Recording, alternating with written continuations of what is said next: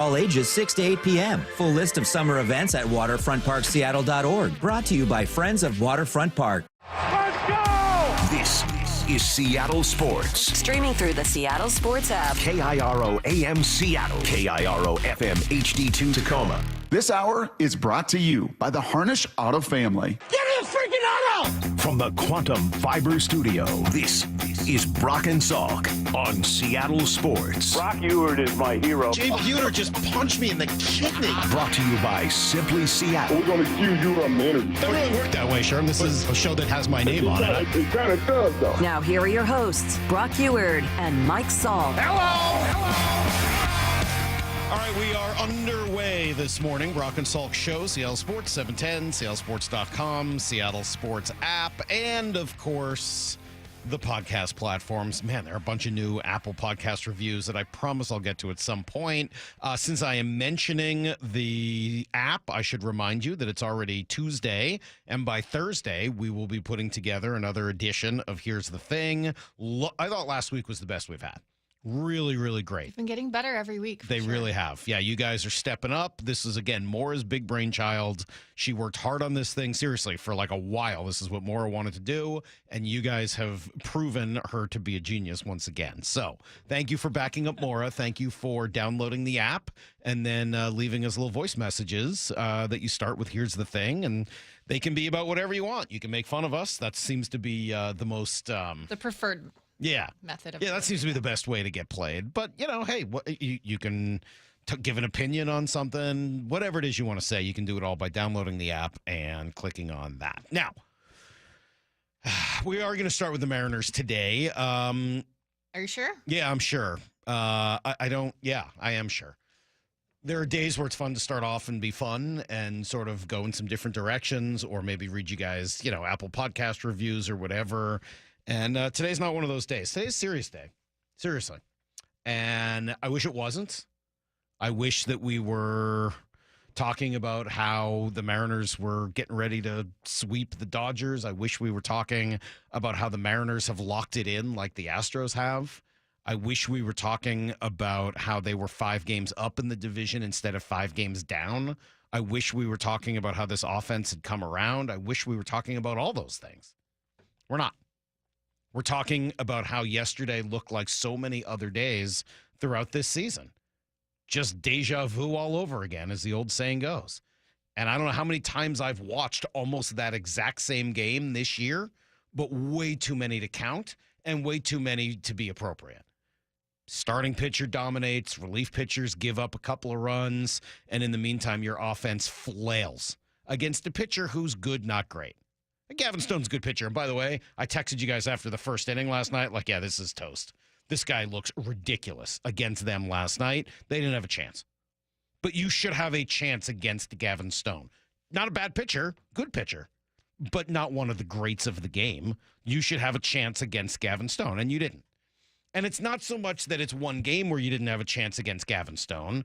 It comes on the heels of all of the games in which it seemed like you didn't have a chance against people I've never heard of. Tim Salmon or whatever that guy's name was, and a bunch of other stiffs that don't matter in Pittsburgh and Detroit. Those guys aren't good. I know it's not actually Tim Salmon. Some other Salmons or whatever. I mean, those guys stink. Look at their numbers. And so when you add last night to all of those, it's brutal. And so you start to look and say, all right, why is this happening? And, 15 or so games, no more than 125 games into this season. Is it the approach? Is it the roster? Is it the manager? At some point, I'm not even sure it matters. I'm not even sure that coming up with an answer to that question means a whole lot. But it is fascinating to me just how wrong everything has gone offensively for the Mariners this year. And I'm not going to sit here and say, I predicted all of this. I didn't like this team's offense as much as last year's, not even close. And last year's team finished 11th in runs scored. This team's probably going to finish 29th, 28th, somewhere in that range. So I guess I was right about that. But there have been moves throughout the year that I've liked that have clearly not worked. Let me give you 2 sets of numbers. This will blow you away. I mean, it won't, but it will. It won't surprise you, but when you hear it, you'll be like, you're just going to shake your head and be like, you got to be kidding me. Justin Turner, who I like. I like the move. I like bringing in Justin Turner. And by the way, they spent a little money to do it. Justin Turner, since coming to Seattle, I'm not sure if this includes last night or not. Sometimes Baseball Reference takes a little while to update. In his 15 games since coming to Seattle, is hitting 196, down from 257 with Toronto this year. He's got an OPS of 580, down from 724 with Toronto this year. I don't think I need to go on. He's got the one home run. It was a grand slam. So despite the grand slam, think about that. Despite the grand slam, that accounted for 4 of his 9 ribbies since showing up here. And he had really heated up in the couple weeks before he got traded here, too. Well, that went away. He's hitting 196 with a 580 OPS since coming here, a 73 OPS plus, meaning he is 27% below the average major league hitter. Who's the man he replaced? Ty France. And I certainly wasn't sitting here fighting for the Mariners to retain Ty France. It looked like that thing had come and gone. Well, he's played 2 additional games since going to Cincinnati. He's played 17, while Justin Turner has played 15. In that time, he's got a 278 batting average, up from 223 here. 316 on base percentage, similar to what he had here. But the big difference, his slugging percentage, 519 compared to 350 here in Seattle, raising his OPS from 662 to 834. If he were still on the Mariners, that 834 would be the best OPS on the team by a wide margin. Oh, yes, he's hit 3 home runs in those 17 games compared to the 5 he hit in the 88 games with the Mariners this year. Some of that is going to Cincinnati. It's a hitter's park. This is not. That will change some of your numbers. And yes, all of these are incredibly small sample sizes. You can't judge anything off of 15 to 20 game samples in baseball. But you got to be freaking kidding me. You got to be freaking kidding me. It's not about getting it right, getting it wrong, the process. At some point, you're just pressing the wrong buttons, even when they make sense. And I hate to keep coming back to blackjack as a analogy, but it is for me the best analogy for baseball. Because in blackjack, you get hot, you get cold, you play the right process all the time, or what you think is the right process according to the numbers. And sometimes, it's supposed to work out, but sometimes it just doesn't. Sometimes you're just in a stretch where you can't buy any cards and you just got to lower your bet. And this kind of feels like that. Like, yeah, looked at Ty France. He wasn't working. We did what we were supposed to do. We brought in a guy who was hot. And it just didn't work. You're just getting the wrong cards, right? You got 12 against a 10. Okay, well, you got to hit it, and there's a lot of cards that can help you. Nope, you got a king. Sorry, you busted. And it just feels like the Mariners are in that stretch where every move they make, even if it continues to be on brand, even if it continues to fit with their stated philosophy, just doesn't work. It just doesn't work. Jimmy Garcia, right now, just not working. Randy Arozarena, after an initial hot streak, right now, ice cold. Ice cold. I mean, can't buy a hit. Can't buy a hit. The only guy in the team who can hit right now is Julio, which is hysterical. And then even when you do hit the ball hard, it's going right to Freddie Freeman, who apparently has some sort of honing device on his glove to attract hard hit line drives. They just go right to him. They only hit two balls hard all night. Both of them went directly to Freddie Freeman's glove, one for a double play. I mean, you can't write it. You can't write it. Obviously, you need to have more than 2 hard hit balls in a night, but man, is it incredible what a difference it would make if one or both of those hard hit balls had just scooted on by Mr. Freeman, who's not exactly, Ozzie Smith at first base. So, what do you do about it all? I don't have an answer for that today. All I'll say is these last 2 games in LA have to be incredibly important. And I hate to ascribe that level of importance to 2 games in mid-August, but they are. They are that important for 2 reasons. One, you lose these 2 and the locked-in Astros win those 2, they get a 7-game lead, you're probably toast. Hard to see coming back from 7 games in, 35? You'd have to make up a game every 5 games. Doesn't seem likely. Not the way the Astros have been playing. And 2, I think a 1-8 road trip would be devastating. As Ryan Davis said on the air here yesterday, an all-time choke job. And you go 1-8 on the road against the Tigers and Pirates for 6 of them? Yeah, that could have franchise-changing implications, obviously. And I'll continue to say I don't think this is Scott Servais' fault. But there will come a time, and certainly a 1-8 road trip, to drop you 6 or 7 games out of it. Yeah, I think if I were the owner of a team, if I were the GM of a team, I'd have to look at it and say, I don't see how we can continue on doing exactly what we're doing. Might not be your fault, but sometimes someone's got to pay. And I don't like talking about this. I really don't. I'm not going to sit here and call for Scott Servais' job. I won't. You'll probably never hear me do it. Because I honestly don't believe Scott is at fault for what's happened here. I really, truly, in my heart, don't believe that a different manager would have had different results in this moment. I think he's doing what the organization wants to do. I think he's the guy who salvaged this past offseason after it looked like this whole thing was going to get away from them. The idea of looking at that guy and saying, you're out, that doesn't do it for me. But at 1-8, and having lost a 10-game lead and turned it into a 7-game deficit as the only team worse than you being the White Sox since your high water mark, I mean, sometimes people just are tempted to do something for the sake of doing something. And I don't know that I could blame somebody for that. So to call these next games huge, I think it's obviously an understatement. You got to find a way to dig deep, to beat up on Walker Buehler, who's really struggled this year, and to win this series. And I do think that the difference between 3-6 and 1-8, while it may never matter in the long run in terms of how this season goes, would at least matter to me. And I'm probably not alone in terms of the direction the team is headed and kind of what their emotional state is.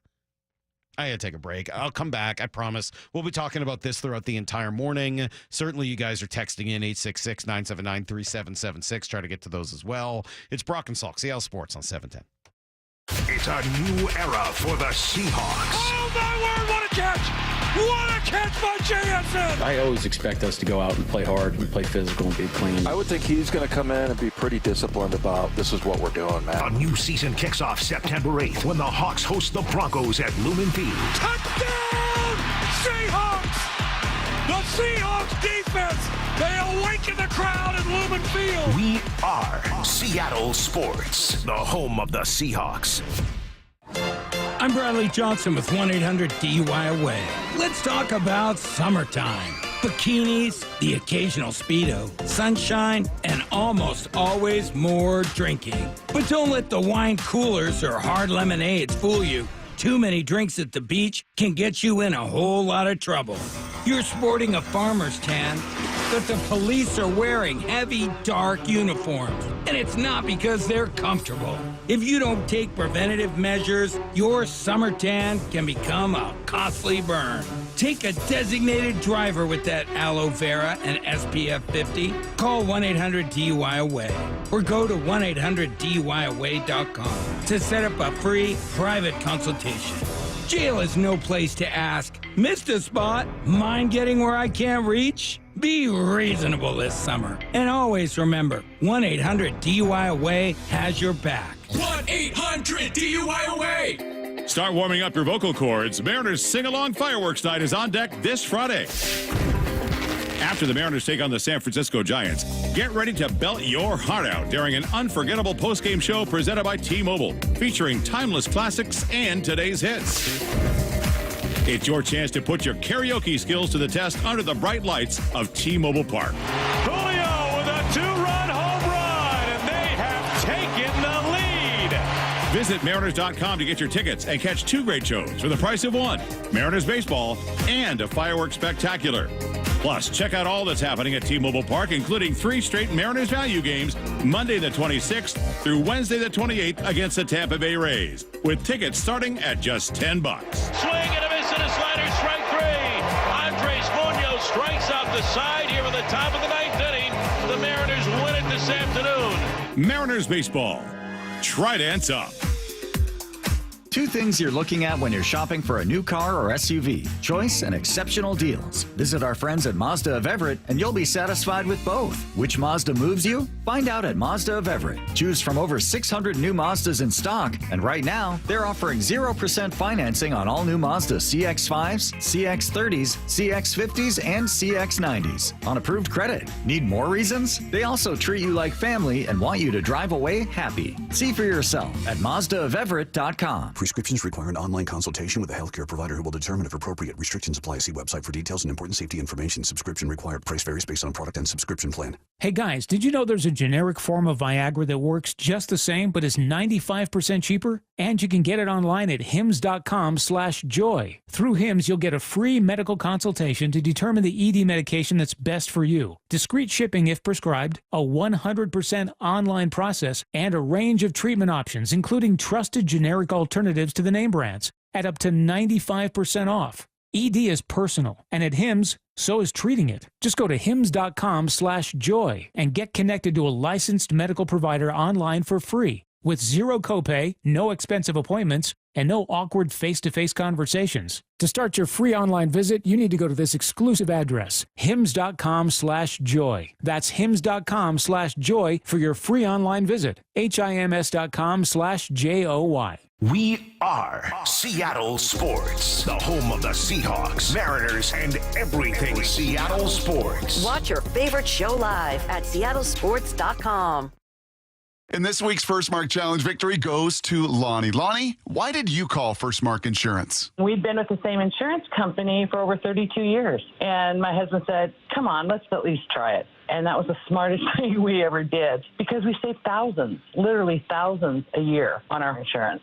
They improved it. It cost me less, and it was a higher value. You know, I can't say enough good things about Scott because everything that he said he'd do, he did. What do you tell your friends they can expect when they make the call to First Mark? An easy, profitable, and actually pleasant call. They genuinely are trying to help you, and you can't beat that. We were silly to wait so long. A couple other friends that have called, too, they said, why didn't you tell us about this sooner? You see, Lonnie did it. My family did it. You got to do it, and it's totally free. Go take the First Mark Challenge today. See how much they can save you and how much better your coverage will get. Maybe you will be our next First Mark Challenge victory. Go to firstmarkinsurance.com. If you've been in a wreck or a fender bender, You have the right to take your vehicle to any repair facility, not just where your insurance company tells you to go. Accurate Auto Body has been family owned and operated since 1994, and they work for you, not your insurance company. With over 25 years of auto repair work, they'll exceed your expectations. we meet by accident, fixing every last bit. Accurate Auto Body. At Accurate Auto Body, all their work is performed by certified technicians, only using OEM parts to guarantee the safety of you and your family. For the best in auto body collision repair and customer service, give them a call at 425-883-2450 or AccurateAutoBodyWA.com. Your insurance company may not love them, but you will, because we meet by accident, fixing every last bit. Accurate Auto Body. This hour is brought to you by the Harnish Auto family. Need to know. Brought to you by Ben's Plumbing, Heating, and Air. 15 minutes past every hour with Brock and Salk. Here's what you need to know. Up first. A new low? Well, I think it would be hard to say that since last night looked just like so many others throughout the year, except at least it came against a really good team and a pretty good pitcher. But a familiar equation, right? Excellent starting pitching plus zero offense plus mediocre relief pitching. And once again, it does you in. Brian Wu, nasty, gave up just 2 hits and no runs through 6 before running into a little trouble in the 7th. Of course, Jimmy Garcia made it worse, and of course, 2 of them combined to give up 3 runs on the night. That was 3 too many. Let's go to Scott's service. We have our computer up here. Here we go. Fantastic. You can't throw the ball much better. And he's been on a great roll. Obviously, love to see it continue. And in the environment tonight against a really good team, I thought it can't get any better. Keep great going in the 7th inning. Luck's been swinging the bat really well. Guy hits an opposite field or opposite gap homer. You got to tip your hat once in a while. But I thought Brian really couldn't have done a better job than what he did. I mean, yeah, and that part was great. Unfortunately, it was just another case of completely anemic, utterly terrible offense. I mean, one would have been too many. The offense barely threatened, let alone actually scored. Gavin Smith was able to break his career high for strikeouts in the fourth inning. And obviously, you've seen the rest of the movie before. I won't even go all the way through it. Astros come from behind to win. They move to 5 games up. Game 2 in L.A. tonight. Bryce Miller against Walker Buehler. Here's the second thing you need to know. Well, it does seem like health has been one of the Seahawks' great strengths so far this preseason, but doesn't mean there aren't a couple of injuries that we're at least looking at, monitoring, worrying about. Perhaps none bigger than right guard Abe Lucas, who's still on the mend on PUP. Mike McDonald asked about his chances to be ready for Week 1. Right now, probably don't want to answer that question. Okay. Well, that doesn't sound bad necessarily, except for the fact that he had previously said he thought he would be ready for Week 1. So maybe do the math. It doesn't sound overly promising that Abe Lucas is going to be ready. Jerome Baker should be. Dre Jones' injury doesn't seem to be too serious. Brady Henderson said yesterday that Pharaoh Jones could be ready to go by Week 1 as well. More good news. Newly acquired center Connor Williams, the staple here of Need to Know. He's on here apparently every day. He practiced with the team for the first time yesterday. I don't think it's anything we didn't have. It's just, like I said, when we're talking about bringing in any player, you're saying, hey, we think this is a heck of a player that can help us. And that's the way we feel about Connor. But we also expect him to do the things that he does well. On the move, block, pass block. Making the calls, taking charge up there. So it's not anything against the other guys. It's more of a vote of confidence in him and what kind of guy we think he is. Well, good. The hope is he's going to be starting Game 1, and if he's as good as he's supposed to be, that would be a huge lift for an interior of this offensive line that could really use it.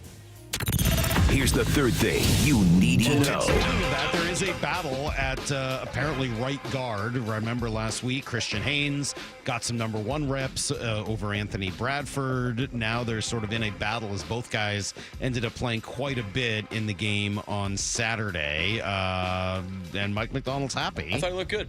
I thought AB played well. I thought Christian played well. They got a great battle going. But I was pleased with the crew that started out the game. Well, I tell you, everybody from the outside seems to be noticing Christian Haynes. We talked about how Ray Roberts was all about him last week. Charles Davis joined us yesterday. But I'll tell you this. Have you guys seen Christian Haynes? That big kid out of UConn, that guard? I don't know when he's going to be totally ready. But in the meantime, people get moved when it's a running play. That's what he does. He reminded me of Nate Davis. You guys remember Nate Davis? I think he was last in Chicago. Was with Tennessee. Had a really funky stance when he came out. They worked on that. He didn't quite know everything in the beginning, but when he hit people, they moved. That's what I think of Christian Haynes. I got to admit, I don't remember Nate Davis, but I still appreciate the reference, and certainly nice to know that they get a right guard potentially here who should be starting sooner rather than later. One other note, the Cougs announced yesterday they're going to start John Mateer at quarterback. I don't know whether he's good or not, but he looks the part. If you've seen a picture of this kid, he looks like a starting quarterback for the Washington State Cougars, so I guess good news there. That's everything you need to know. Quarter past every hour here on the Brock and Salk Show. Let's take we're going to take a little detour from the Mariner pain and suffering. We'll come back to it at 7 o'clock. I promise there'll be a lot of it throughout the day. And Jeff Passan's going to join us at 8:30. So we are going to up our suffering level. But, Seahawks are getting ready to go. Charles Davis, who we just played, you joined us yesterday after calling that game on Saturday and had some really great insight into specifically Mike McDonald, but also the Seahawks team in general. I think he liked a lot of what he saw. Stick around. You'll hear it next. Brock and Salk, Seattle Sports on 710 and the Seattle Sports app. Seattle Sports is your exclusive home for Mariners baseball. He leaps and Victor Robles makes the catch. Every strikeout. Swing into this. Got him on a fastball that had a lot of movement. Every home run. It is red salami time. Welcome to Seattle. Justin Turner. Every Mariners win. 3 runs are in, and the Mariners walk it off. Mitch Haniger getting bombed at second base. Stream every game at SeattleSports.com or on the Seattle Sports app. We are Seattle Sports, the home of the Mariners. Well, I know that the weather is not quite summery today, but we should still have another couple weeks left to make the most of this season. Whatever it is you've got left to do, make sure you check it off your list. And if a roof was on your list this year, now is the best time to make it happen, because these days, as you know, are getting shorter. The temperatures are sometimes rapidly decreasing, and that window's going to close on getting a quick roof replacement. But don't worry about it. Riverside Roofing can get it done. You got to go to riversideroofingllc.com. You'll be prompted there by the quick quote, where you enter your info and Riverside Roofing can quote your job. That whole process will take you less than 60 seconds. So do it right now. Putting it off, I know it sounds good, but it's not going to make the problem go away. It just makes it more difficult in the long run. So trust Riverside Roofing with your roof replacement. I did. Worked out great. They are certified Tesla roof installers. They use the catch-all system to protect your lawn. They're Master GAF Elite certified. It's the whole deal. RiversideRoofingLLC.com. They are the roofing company you can trust. Are you putting off your new kitchen plans? Why wait? Hi, I'm Chad Cicchini, owner of Heritage Homecraft, and we've got an offer you're not going to want to wait for. We'll custom build you all new cabinet doors and drawer fronts, and using our exclusive 1/4-inch solid wood refacing process, transform your existing cabinets into a beautiful new kitchen. Stop waiting. We're having a trade-in sale. You'll save $30 per door and drawer front off the cost of your new kitchen. Count them up and see how much you'll save. Heritage Homecraft, 425-485-1600 or heritagehomecraft.com. Did you know about the Senior Farmers Market Nutrition Program? You can get an $80 benefit card to spend at local farmers markets. Use it to buy seasonal fruits, vegetables, and honey. Just bring your new SFMNP card with you when you shop. When you make a purchase, the grower will scan your card. Then you'll confirm the purchase with your PIN. You're all set. Enjoy those tomatoes. Thank you, I will. Find participating markets, local contacts, and more info at seniorfmnp.com. That's seniorfmnp.com.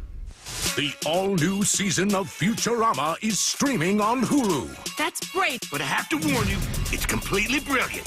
The interplanetary hit is back. The very survival of Earth is at stake. Is everybody okay? Is anybody hurt? Nobody's okay. Everybody's hurt. Watch the all-new season of Futurama. That's the best damn show I ever saw. New episodes Mondays, streaming only on Hulu. Life insurance. Why are you putting it off? Can't afford it? Too much hassle? Think you don't need it? There's lots of excuses for putting off life insurance. But if you weren't there, who would pay the mortgage and other bills? With Ethos, you could be covered in 10 minutes and boom, family protected. Ethos, fast and easy online term life insurance. Up to $2 million in coverage with no medical exam. Some policies as low as $1 a day. Answer a few health questions and get your free quote at getethos.com. That's getethos.com.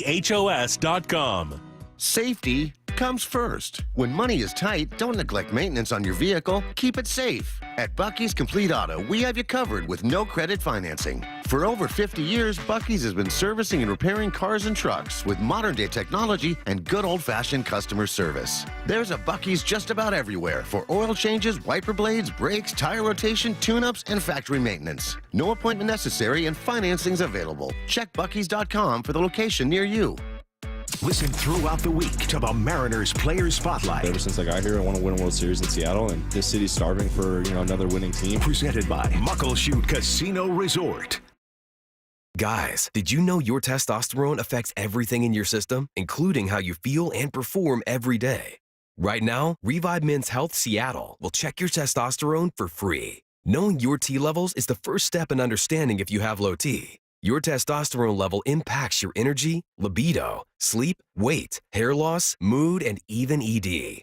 Maintaining an appropriate T level can change your whole life. Most men start to see changes in their hormone levels in their 30s. Experience and results matter. So what are you waiting for? Get your T levels checked today by local, experienced, and trusted men's health experts. They've helped thousands of men since 2011. They're so confident they can help you, they even guarantee it. Call Revive today and schedule your free testosterone test, free exam, and free consultation.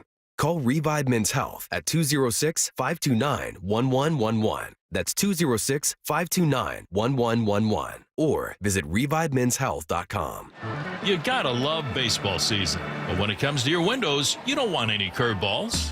Rick Riz here, reminding you to trust your clubhouse with locally owned Pella Windows and Doors of Western Washington. Experience the difference with high-quality products, expert installation, and top-notch customer service. It's always a home run with Pella.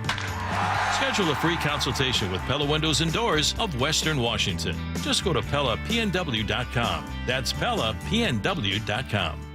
At Shane Company, we make finding your perfect engagement ring fun and easy. Because let's be honest, you might feel a little stressed out. We get it. That's why we do all the hard stuff. It's our job to bring you the biggest selection of beautiful diamonds and colorful gemstones, so many amazing settings, and all the customization your heart desires. We've got your style and your price range covered, and we're here to guide you every step of the way. Come in for a warm welcome and leave with your dream ring and an experience you'll never forget. Shane Company, your friend and jeweler. Brock and Salk's Rewind is presented by Toyota of Kirkland. From the Quantum Fiber Studio. This is Brock and Salk. Weekdays 6 to 10. On Seattle Sports at 97.3 FM HD2. Yeah, we'll come back, talk some baseball in a half hour and probably throughout that 9 o'clock hour.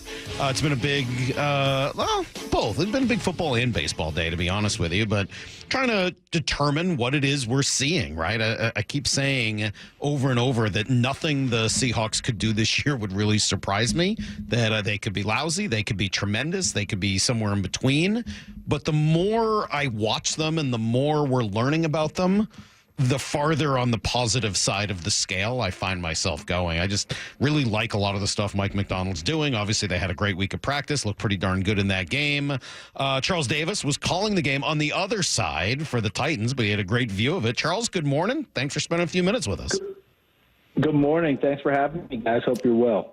CD, how does that booth work in Nashville in the preseason? Is it a big enough booth that you share it with Kate and Mike Robb and Michael Bennett, or do you guys have your own? No, and you leave them to a radio booth? What do you do?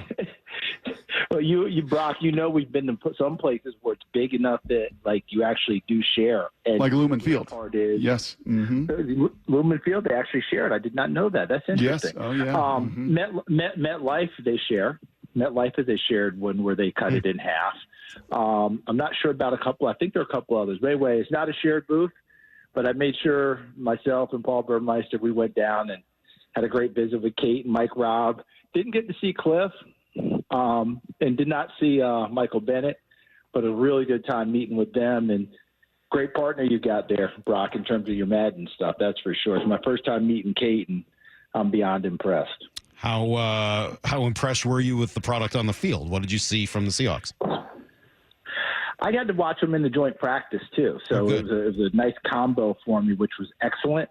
And I remember I do the Titans preseason, so it's funny how everyone always asks your opinion, even if it doesn't matter what your opinion is. Like, what does it matter that I care, right? But I told people there at Tennessee that I thought they picked the perfect team to joint practice with for this reason. They're going to challenge you. Okay, it doesn't matter that Pete's not there anymore. Mike McDonald's there. I looked at this defense, and in the 2 days that I got to watch them work, my impression of them is that they are a back-to-front defense. The back is going to push everything forward and be the energy, be the juice, kind of be the motor. Not that you're not going to get stuff out of the front or the middle. That's not what I'm saying. But that back with Reek, with Witherspoon, Love, see how everything goes the rest of the way. I just thought that they challenged everything that happened out there and were aggressive, but in a good way, not aggressive in stupid ways. Everything that Tennessee got, they had to earn, in terms of throwing the football, the one-on-one sessions, everything like that. And then when we got into the run game portion, I thought Tennessee on the second day did a nice job running the ball against their front, which was a little bit surprising. And then it got really physical, and Leonard Williams and J.C. Latham, and those are two ginormous men about to throw down. And the general manager from Tennessee, Rand Carthon, brought back his running back days of the University of Florida and the NFL and got low guys and got leverage and two-handed J.C. Latham and knocked him back. And the next thing you know, other people jumped in. But I was like, look at Rand. He still got it. He can still protect. It was pretty good. But overall, I just thought that this Seattle team, with the way that they go at you, and I'm looking at the defense in Maine, they're going to challenge you. They're going to test you. If you show any weakness whatsoever, they hop right on it. If you showed any willingness to concede to them, they would take it and then some. And if you stood up to them, well, they're going to stand their ground too. And I thought that was good because I saw some Tennessee guys stand their ground. I saw some Tennessee guys kind of look at them like, whoa, I'm going to have to adjust here. So that's what I liked. That's what I liked about what I saw. Offensively, I just think Ryan Grubb's going to do a really nice job for them. And I think the guy's going to make the biggest jump is Jackson Smith and Jigba. I really do, because I think that this year, the pass routes for him, the things that they go to with him, it won't be within 5 yards of the line of scrimmage on every throw. Yeah. Salk asked me a good question, CD, last hour about the edge players and like if they maximize their ceiling between a Mafe and a Derek Hall and a Darrell Taylor and a Uchenna. There's a lot of talent there. If they like maximize their ceiling, who could be the biggest star? If back to your conversation about those corners, if Spoon and Woolen really maximize, and this new staff and this new scheme maximizes their abilities and plays to their ceiling, could you have one of the top two corner duos in all the NFL? I think so. I really do, because I don't know Reek very well. All right, I know him just enough to get in trouble, and that's not something you should be judging, making total judgments on. But I know what I see when I watch film, and I will tell you this is something I thought even before I got to Nashville last week. If Woolen is back and he's 100, I have a feeling that he is primed for one of those years. You know what I mean? I think that he had that monster rookie year. Last year wasn't the same, and now people are talking about this guy and that guy and that guy, and I don't know about this guy. Is he a flash? Is he this? If he's the type of athlete I think he is, if he's the type of person most of people are who put on that uniform, he's fired up about showing people that the first year was not just a fluke, because I don't think it was. I think he's the legit item, and I'm with you on that one, Brock. They very well could be. The interesting part about the rushers is Mafe played a lot in this ball game. I didn't notice Nwosu very much, right? And I don't remember us really talking much about Darrell Taylor and the other guys. But Mafe, we talked about a lot in this ball game. So we'll see how it goes from there. Yeah, they're kind of a weird group. I mean, Nwosu does all the dirty work. When he went out last year, the Seahawks defense was not nearly as good. They fell apart after that because they didn't have anybody else to set an edge. And then, you got these just mega talent. All three guys, Hall, Mafe, and Darrell Taylor, are mega talented, body beautiful, as Brock likes to say, because he's obsessed with everybody's body. I got more football mannequin now. I've gotten away from body beautiful, to be honest with you. Yeah, now I call them football mannequins. Listen, I'm on Brock's side on this one. We're just judging on the hoof. Of course.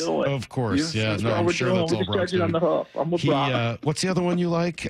First off the bus guy. All three of them are first off the bus guys. Yep. Yeah. Listen, I'm just jealous. Like, when they come off the bus, I'm like, never in my career did anyone say, Charles, why don't you lead us off? No one, ever, never. Okay, it never even came up. The guy that can't play would lead us off the bus because he looks good, all right? Yes. You remember, let's be honest about it, amongst the three of us. Whatever level you played, wasn't there always one guy that you were like, God darn, that guy's gorgeous, and couldn't play dead? Remember him?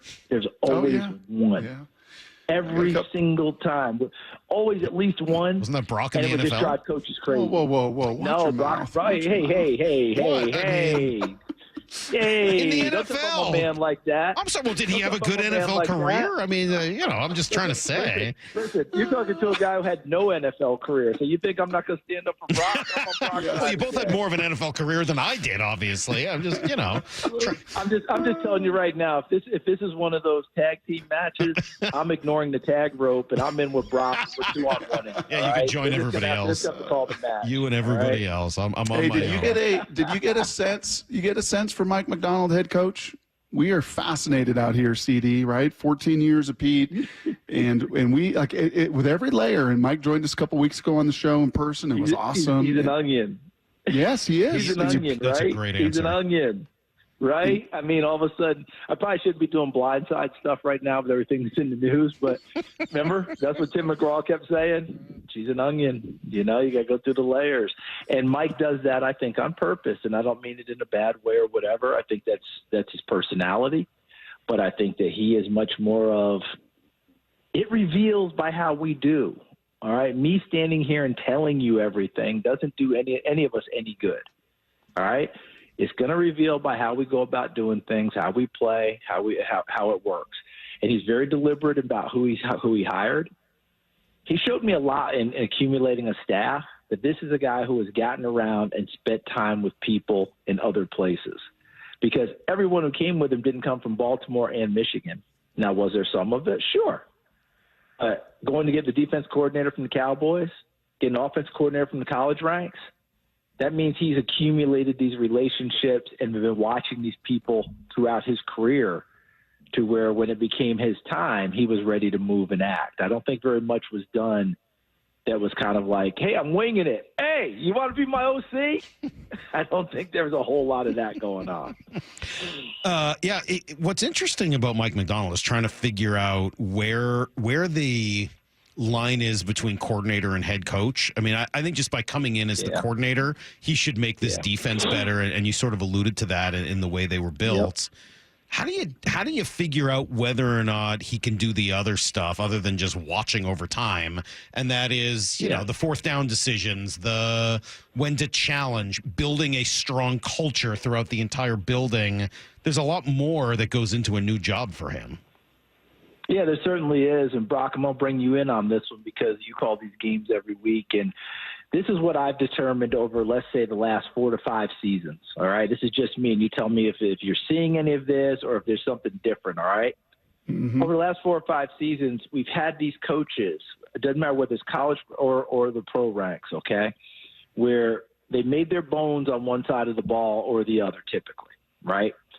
They get called in or get that job because of what they did on that side of the ball. So for them, it'd be kind of stupid to just abandon that totally. So a lot of them come in with the idea, I'm going to keep doing that. That's what got me the job. But I have to be the overall head coach as well. So many of them do one of two things. They spend a big time off-season crash course daily, going over situations, going over things, going over this. How do I make this determination? What happens when this pops up, et cetera? Others have that in baseball, be a bench coach. They have that guy, that learned guy, that wizened guy that's going to be attached to their hip, in their ear, the whole deal that they rely on for certain things like that. Brock, do you see where I'm going with this? I do. Any of this? I do, and I would agree. And once again, it's kind of, as you were referencing McDonald's hiring staff, it did bring me back a little bit to Sean McVay, which is a name that Matt Hasselbeck threw around with us yesterday. And I think you saw Matt out there joint practices in Nashville and everything else. Yes, I did. And, remember when Sean got hired, it was, again, a very deliberate plan. Hey, call Wade Phillips. Hey, I got these guys lined up. They want to come work with me, and they want to come partner with me in this. And that's where, as you're speaking there, I think the name, and we haven't mentioned it a ton, we've done it a little bit over the last month, Leslie Frazier. And the fact that Mike Macdonald, brought in all these other young guys and all these first-timers and Jay Harbaugh and Grubb and guys transitioning from the college to the NFL. But Leslie Frazier, you've been around Leslie a long, long time. What does he bring? Doesn't he bring exactly what you're talking about? Is that sounding board of experience? Sounding board of experience, has been a head coach in the NFL, probably realizes that at this stage it's not going to happen again. He had his best opportunities a few years ago. You know what I'm saying? Buffalo was number 1 defense in the league. He interviewed for certain jobs, didn't get them. I think that sabbatical last year in Buffalo, partly, I'm sure there was part frustration in there. He didn't get a head coaching job. There's also the element, I think, that Sean McDermott wanted to call defense again. You know what I mean? So, okay, off you go.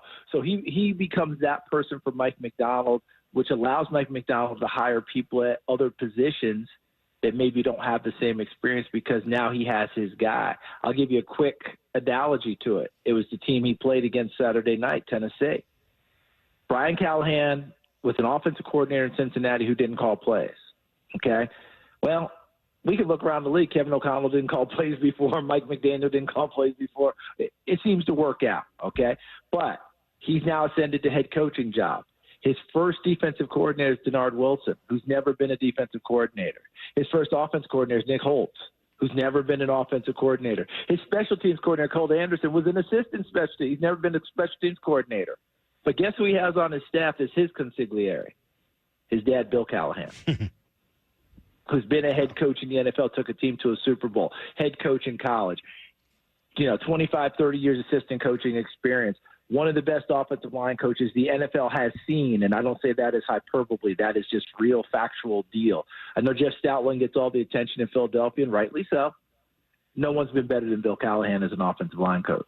Okay, so he gets all of that, and on his staff, that's his guy. So he has these young Colts running around doing their thing, but anytime he needs that big decision, anytime he needs to check on something, it's not real hard to go, yo, big guy, what do you think?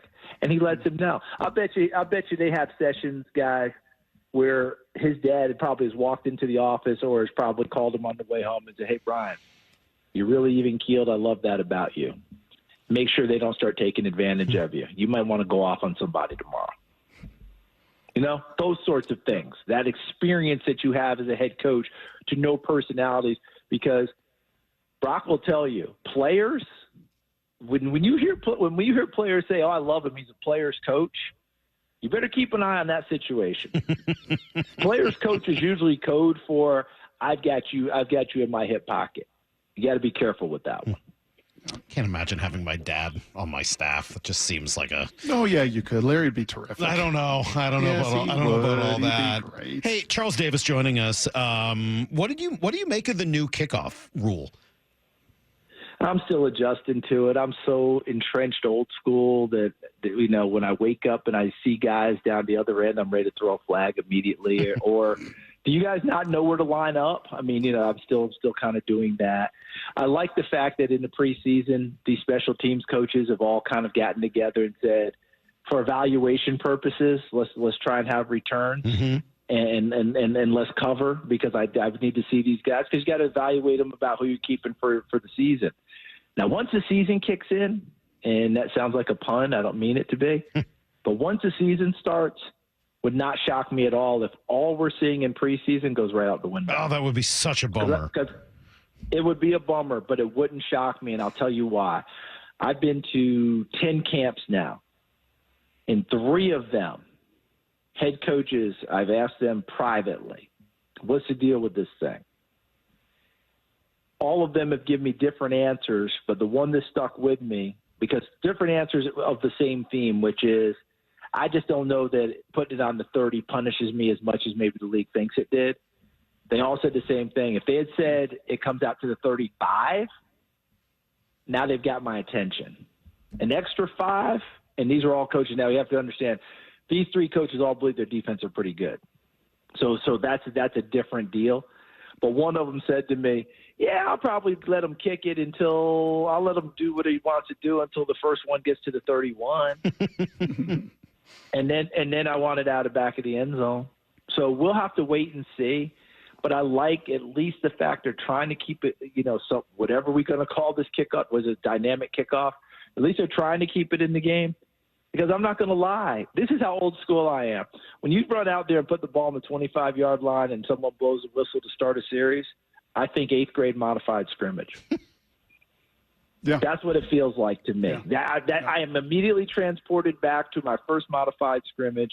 There's no kicking game whatsoever. You just played that way. I'm not ready to go there yet. So let's just see how it works. Hey, CD, last thing here for you. And I do find these Seahawks to be so fascinating. And maybe it's just because hope springs eternal every March in baseball, and it kind of does here down the stretches in August of training camp. Yeah, it does. But the Seahawks team has so much good talent. And we talk a lot about whether or not they can take the step to great, whether it's Jackson or K9 or Spoon or Woolen or Mafe. And they really do. They've got all these guys that are budding, but they've got to just burst out of the scenes. All of that, though, is right around the quarterback conversation, as it is in every single 31 other markets. So from your eyes, from your perspective, you've seen Geno the last couple years. What did Geno look like in these joint practices? And do you think he can take yet another step in his career? I think what I saw, he looked like he was in control, and he looked comfortable And comfortable sometimes can be a lousy word. That means you've kind of just settled into whatever it is. But what I mean by this, and comfortable and already adapting to Ryan Grubbs and things that are going on, he looked to me like a guy who'd been burning some midnight oil. And I don't mean now, I mean prior to come in ready to go, to hit him with every question known to person along the way, right? Send me more pages. What do you think of this? What do you think of that? I'm not saying it's all down yet. That's folly.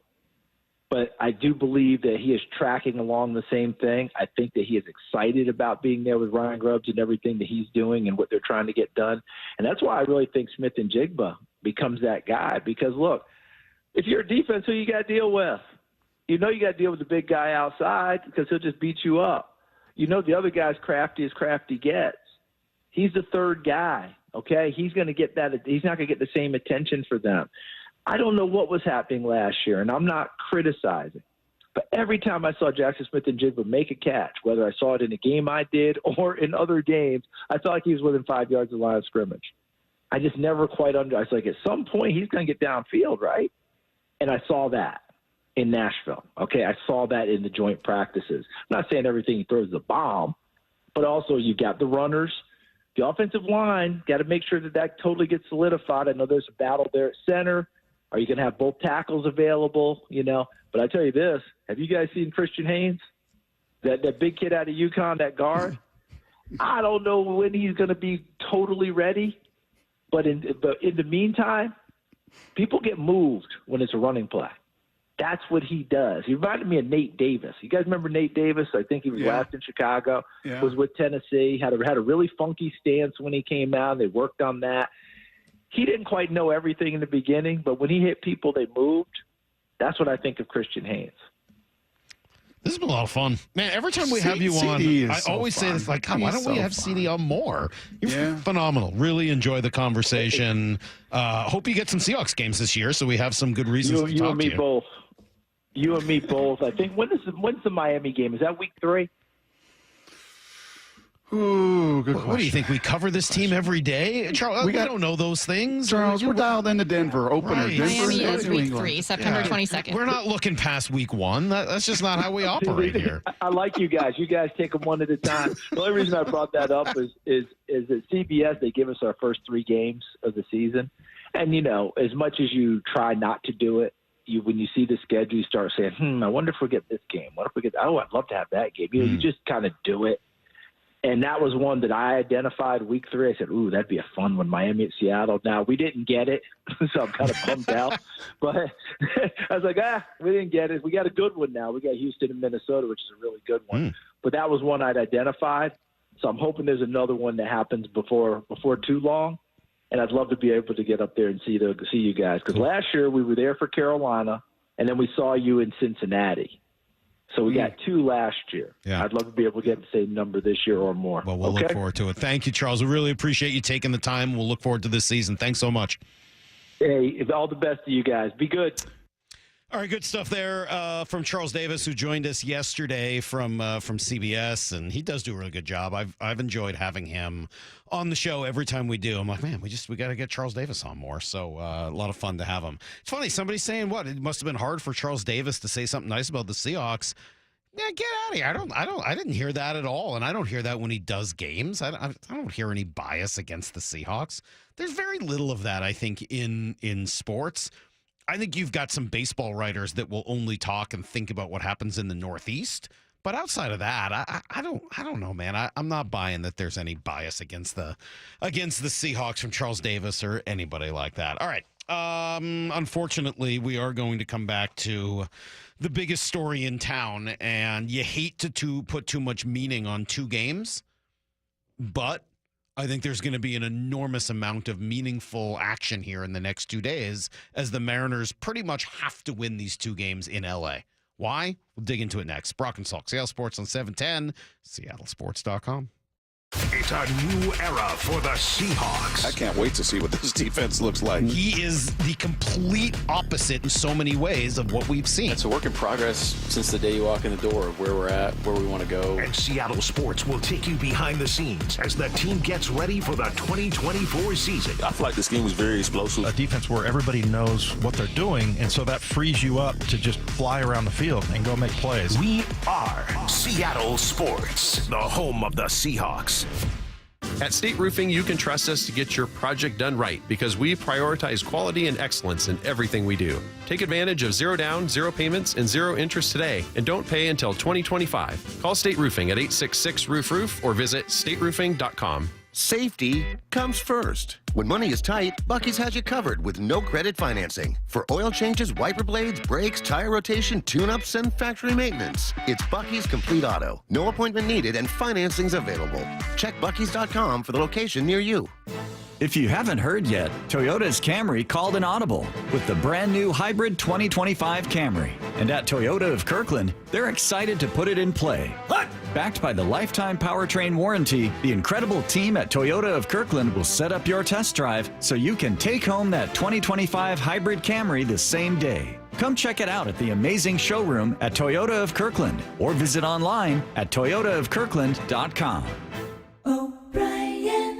At Sound Pain Solutions, some of the most difficult cases we see are patients suffering from failed back surgery syndrome. Bill is an avid golfer, but his pain got so bad he couldn't play and was considering surgery. My back was killing me. I could not play any more golf. I could not walk more than half a block. I did not want surgery on my back, and I researched many different ways of getting this fixed. Behind that was horror stories from my friends who had back surgery, but it wasn't worth it, and I just made conclusion to that. There's got to be another way. I'm Dr. Mark Shelley, a chiropractic neurologist at Sound Pain Solutions. We were able to get Bill back on the course without the risk of surgery. We did this using non-invasive, FDA-cleared procedures like non-surgical decompression, laser, pressure wave, and bioelectrical treatments. Now, Bill is back to playing golf and enjoying life. Schedule a free consultation to learn if you qualify for our non-surgical and drug-free treatment by calling Sound Pain Solutions or visiting soundpainsolutions.com. To me, the LJ way is to provide an experience that people really enjoy being a part of. And they enjoy being a part of it because they're getting great service. They're talking with somebody that actually they feel cares about them. They care about what their impression is going to be walking away. It's also understanding you're now part of our family, and thank you for doing the business with us. And this is how we're going to show our appreciation through customer service. We're going to show our appreciation with taking care of you if you ever have an issue. The majority of the people that are coming to see us are within our community. These are people who are providing maybe services that we also use in our community. So the LJ way, to me, somebody can come into a retail setting and not feel like they got to have their guard up. And that's been a long-standing thing in the car business that, you know, we've tried to shake. The LJ way is the Lee Johnson Auto family. Plenty of teams talk about a home field advantage, but at T-Mobile Park, the Mariners give it a whole new meaning. You could call it the J-Rod advantage. That baby is out of here! A two-run homer by Julio! Or the filthy, dirty, nasty, untouchable advantage. An absolutely ridiculous slider. It's the 12th strikeout tonight for Logan Gilbert. Or even the big dumper in the bottom of the ninth advantage. A walk-off grand slam for Cal Raleigh. But there's one more thing that gives the Mariners the upper hand every night. This place is going bonkers. Make that 47,000 more.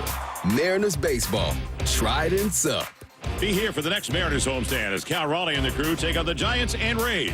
The action gets underway with a 3-game weekend series against San Francisco starting this Friday. Then don't miss out on Mariners value game seats as low as $10 for all 3 games against Tampa Bay, Monday the 26th through Wednesday the 28th. Get your tickets at mariners.com.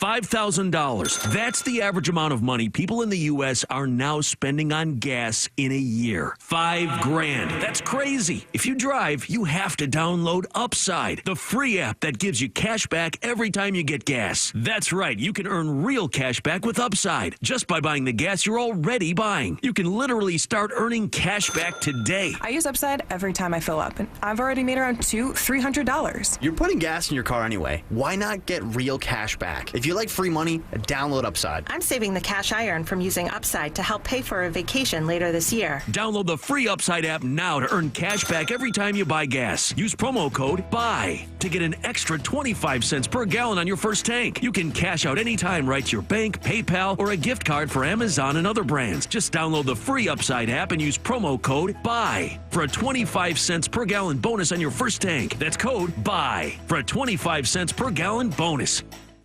Let's go! This is Seattle Sports. Streaming through the Seattle Sports app. KIRO AM Seattle. KIRO FM HD2 Tacoma. Home of the Seahawks, Mariners, and everything Seattle sports. This hour of the Brock and Salk Show is powered by Star Rentals, preferred supplier to the West's best contractors. Get in the freaking auto! From the Quantum Fiber Studio, this is Brock and Salk on Seattle Sports. Brock Eward and Matt Marcus. Sorry about just Mike. Presented by Simply Seattle. Eward, not exactly Joe Cap there in the pocket. Now here are your hosts, Brock Eward and Mike Salk. You hate to ascribe too much meaning to two games, Brock, because that's just not the way to play and watch and make decisions in baseball. But to say the next two games are huge would probably be an understatement. After what you saw last night, after 1-5 so far to start, 1-6 rather, so far to start this road trip with two games left to play in LA, with the Astros winning once again, to say these next two games are enormous, I think is honestly almost an understatement. And it's too bad because baseball, again, you shouldn't make decisions based on how two games go.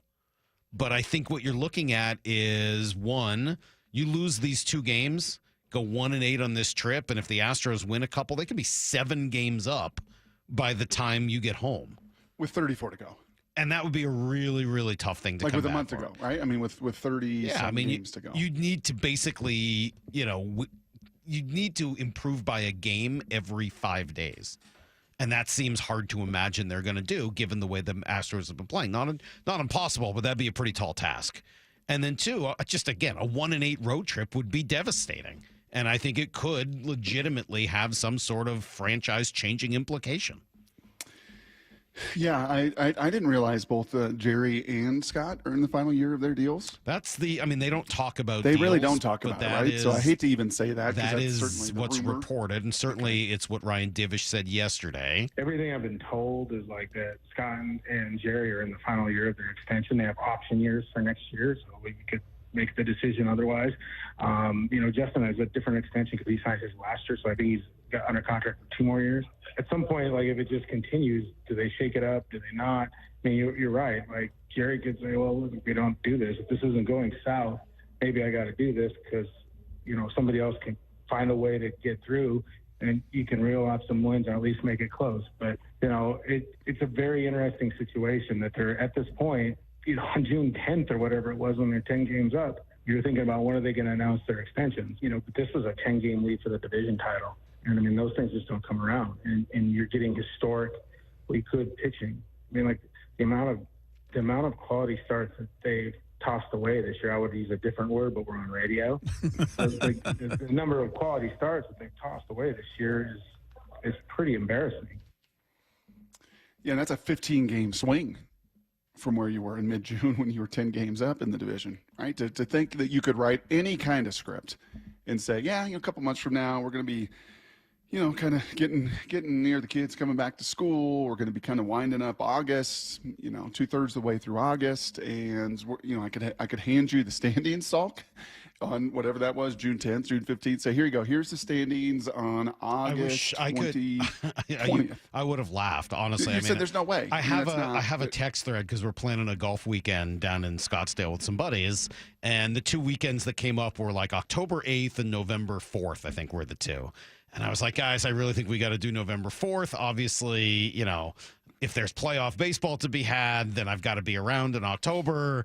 And the Mariners currently have a 10-game lead in the division. So, let's do November. So, yada, yada. Of course, I'm going to Scottsdale in early November, not October. And the way things look right now, we probably could have done either one.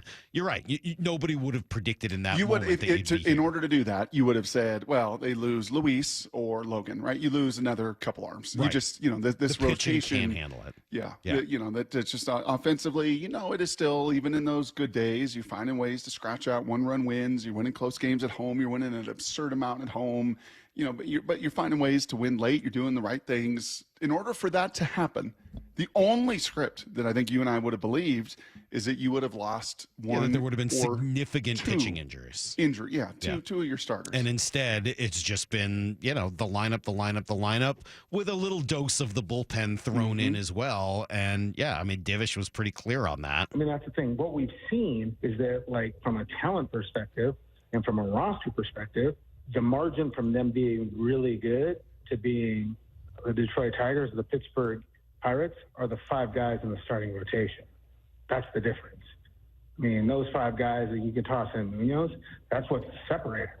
They're, you could argue that they're closer to being the Tigers than they are the Dodgers. Yeah, I would say roster-wise or certainly lineup-wise, they're much closer. God, I just watched the Tigers lineup. It looked pretty darn good. Yep. And yet, Brock, it does feel like I'm a little torn. On one hand, I don't think this is a great hitting roster. I don't think that it's a great lineup. And yet I keep being confronted with these things like Justin Turner comes here and is immediately gone in the tank compared to where he was before, while Ty France has gone to Cincinnati and has an 834 OPS since getting there. Right. He's got 3 home runs just since going to Cincinnati. And I know that's an easier hitter's park. There's some obvious reasons, but God, look at his numbers since he left compared to Turner's numbers since he got here. And again, I wasn't criticizing either of those moves when they made it. I thought they did the right thing. But what the heck is going on? Yeah, trying to answer that most difficult question that leadership is going to have to answer there, and that is why?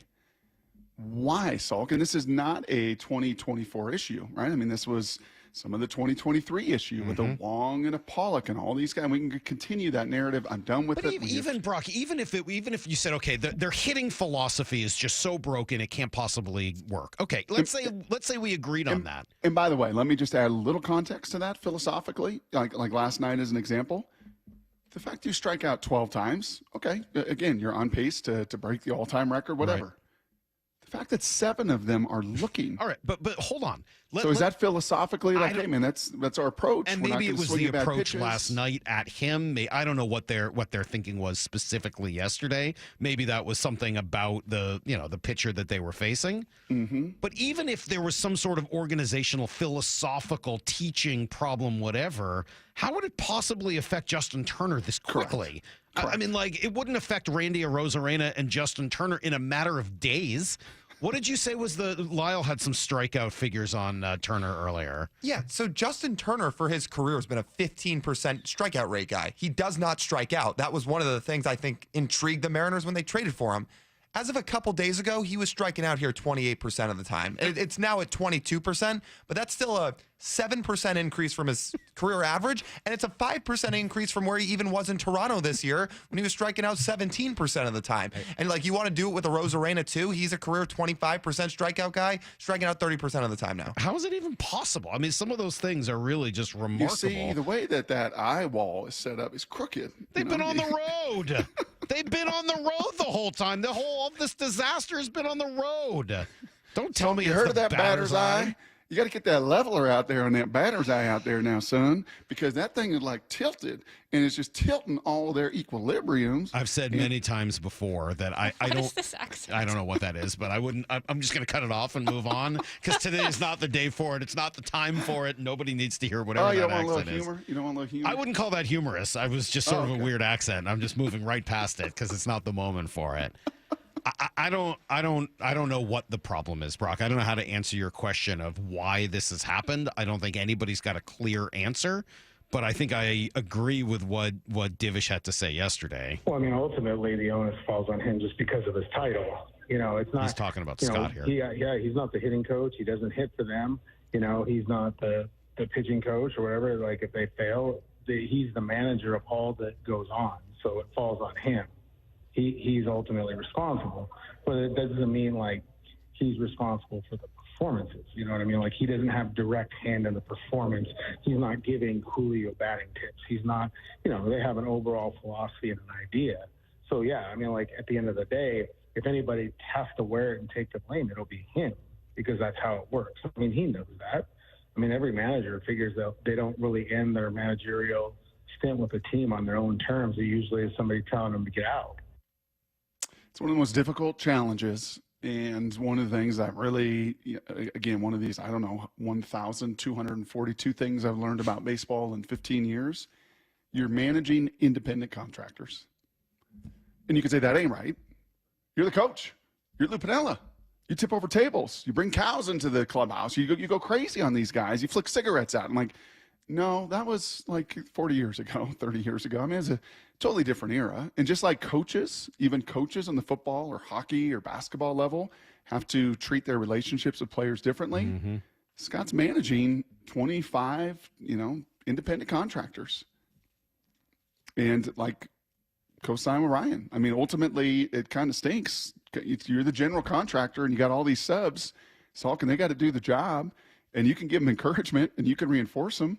But he's not out there laying the tile down. He's not the plumber. He's not the electrician. These independent contractors, these subs that are working, with him and for each other, are just not putting the house together offensively in any way that's given them a chance. And and in so doing, these independent contractors on the bump each and every night can spend 5 or 6 innings, a shutout, and you're like, I think that's what's so frustrating about the Scott conversation is, look, it's possible that he doesn't make it back from LA. It's possible that on the off day here on Thursday, the Mariners decide to make a move and change things up, as Ryan was saying, just to sort of maybe for the reason just to change things up. It's a shame to me because I think the problems they've had have nothing to do with the things Scott actually is here to do, if that makes sense. And I think he's done a really good job doing the things a manager is actually supposed to do. Like the process of staggering all those subs, right? The scheduling of all those subs. Getting all those subs to come to work. You're going so deep into this. Let's just be specific. Keeping a clubhouse together, keeping a team together, going out this offseason and bringing everybody back from the brink of collapse. I mean, Scott's done a really good job throughout all of this. The team hasn't quit. They keep working hard. They keep showing up. They're not playing, for the most part, even sloppy baseball. They just don't hit. They just don't hit. And unfortunately, that is going to probably be or potentially be an undoing. And I don't think that's his job. But it is going to eventually just be such a problem that you've got to change up something. And I hate that because I don't think it has anything to do with the actual job of being a manager. But it's a responsibility that comes with it, man. Right? I mean, it is just right, wrong, and different. Not my fault, right? How many times in our marriages are different? Like, not my fault. This one isn't, but you're going to wear it. Like, you're going to wear it. And as a manager of this team, after all of these years, unfortunately, he's going to wear the lack of productivity offensively.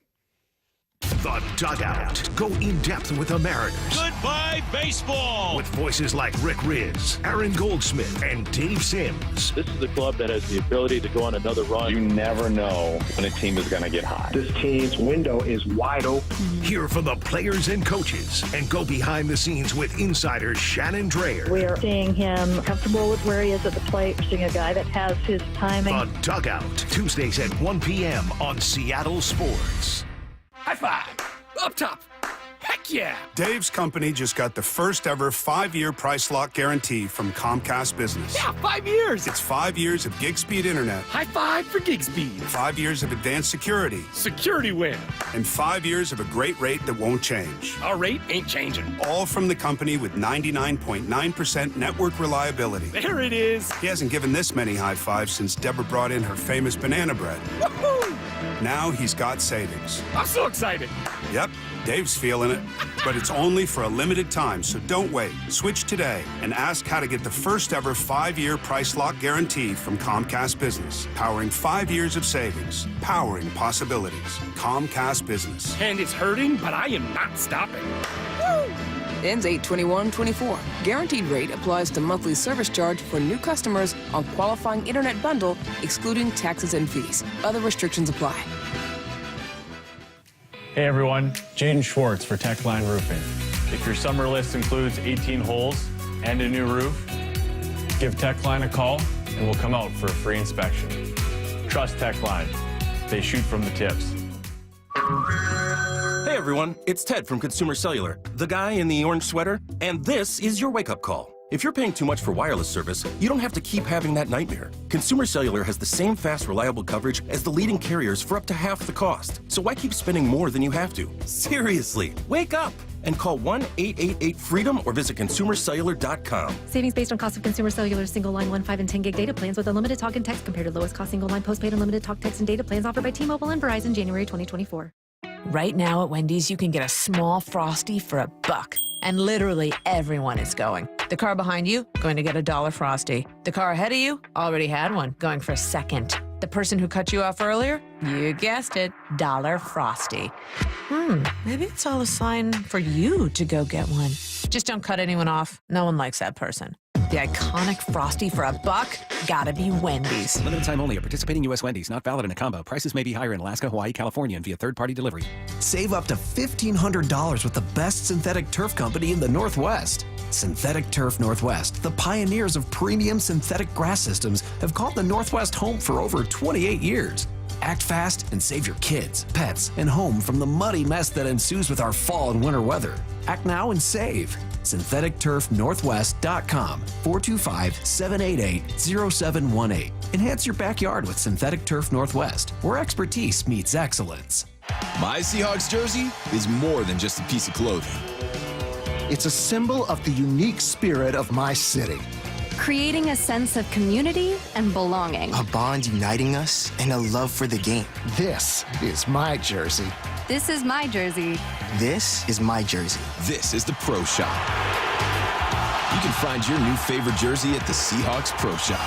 Shop online at Seahawks.com or visit us at The Landing in Renton or Lumen Field. Emerald Queen Casino, the entertainment capital of the Northwest. The best place to watch all your favorite sports. Featuring wall-to-wall viewing screens, 6 windows, and 30 kiosks. Be there at emeraldqueen.com. Emerald Queen Casino, the entertainment capital of the Northwest. Subscribe to the Seattle Sports YouTube page to find new and exclusive content from your favorite shows and personalities daily. Just head to YouTube, search Seattle Sports, and click subscribe.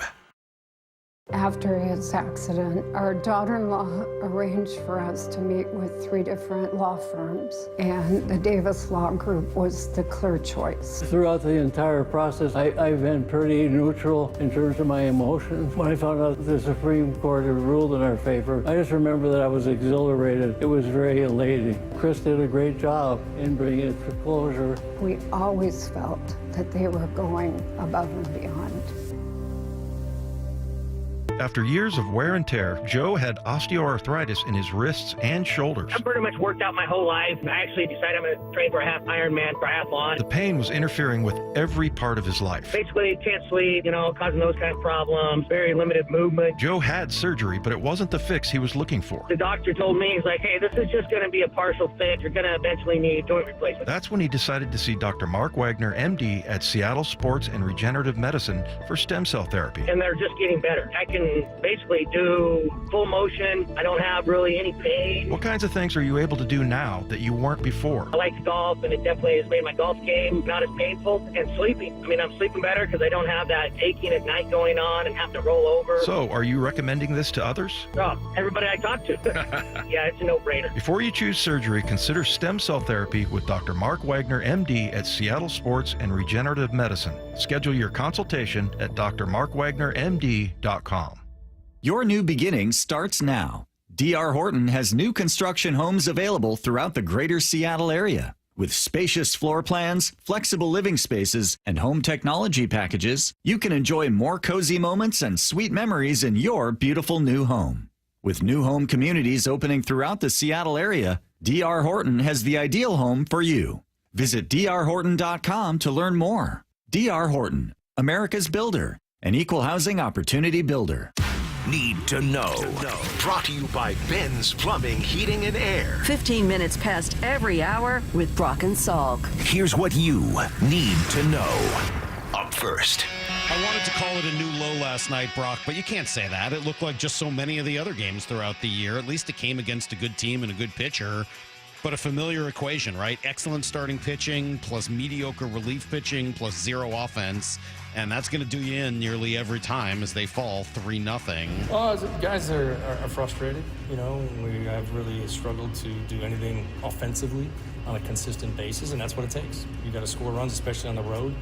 We have not done that. We've had some opportunities. Tonight we didn't have a lot, but when we did, I can't fault the guys with the effort. Once you square the ball up, you have no control where it goes. You know, we line out a couple times, and if those aren't line outs, we probably put 3-4 runs up there tonight. But, you know, it happens. We got to come back tomorrow and get after it. And he's right about that. On the other hand, you got to have more opportunities than just the two that were taken away by hardline drives to first base. Brian Wu was nasty. Jimmy Garcia was once again not.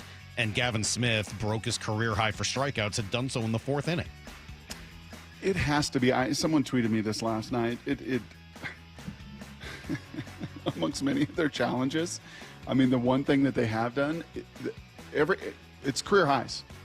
From April, May, June, July, and August, the starting pitcher, the number of tied career high or new career high this year, they have been so generous in that way and so very giving with their strikeouts. I mean, honestly, I say that facetiously. I kind of joke. You just, at some point, you do have to. I'm with you on that. I thought Gavin Smith was nasty last night. I'm not saying that excuses their performance, but by the end of the first inning last night, I was like, oh no, this guy's good. Yeah, he got a lot of. He mixes really good last night. He mixes a lot of stuff. And then when you don't hit the straight one, which this team we know is last in baseball and hitting the fastball, you don't hit the straight one, it's really hard to hit all the rest of that stuff. And then when that guy's on and he's painting corners and he's painting edges the way he was, you're absolutely right. Like he didn't leave one in the middle of the plate. It wasn't like cookie after cookie you were missing last night. There are nights where that's happened. I didn't think that was the problem last night. He was really good, but they didn't have an answer for him at all. Astros come from behind to win. They move to 5 games up now in the division. Game 2 will be in LA tonight. Bryce Miller against Walker Buehler. Big name, but he struggled badly this year. Here's the second thing you need to know. Well, health has probably been the Seahawks' great strength so far this preseason, right? There's still a few injuries that you're monitoring and hoping are not going to be a big deal. The biggest of those, of course, is Abe Lucas. Mike McDonald had previously said he expected him to potentially be ready for week 1, but asked about that yesterday. Right now, I probably don't want to answer that question. Okay. That doesn't sound like great news. He's not going to be ready week 1. I'm very, very confident saying that. They are not going to rush him out there week 1. I've had a few conversations there with Abe back in town, just talking to him. He continues to work through an unbelievably difficult process, Salk. You watch him run. There was video of him down there in Nashville running and working out and jumping and hopping and lifting weights and doing all of these things. And, yeah, when you've got the injury that he is coming off, it is not an ACL, it's not a PCL, it's not an MCL, it's not a standard fair injury. It is a major, major, major injury. Can be career-ending, can be catastrophic. And at this point, you're going to be as patient and as you can possibly be. I think last year they tried to do all the things, right? The stem cells, PRP, tried to do all the things to try to get him right and try to get him back at the end of the season. Spent this off season still playing it, and until it is completely functional, you're not going to see that guy on the field.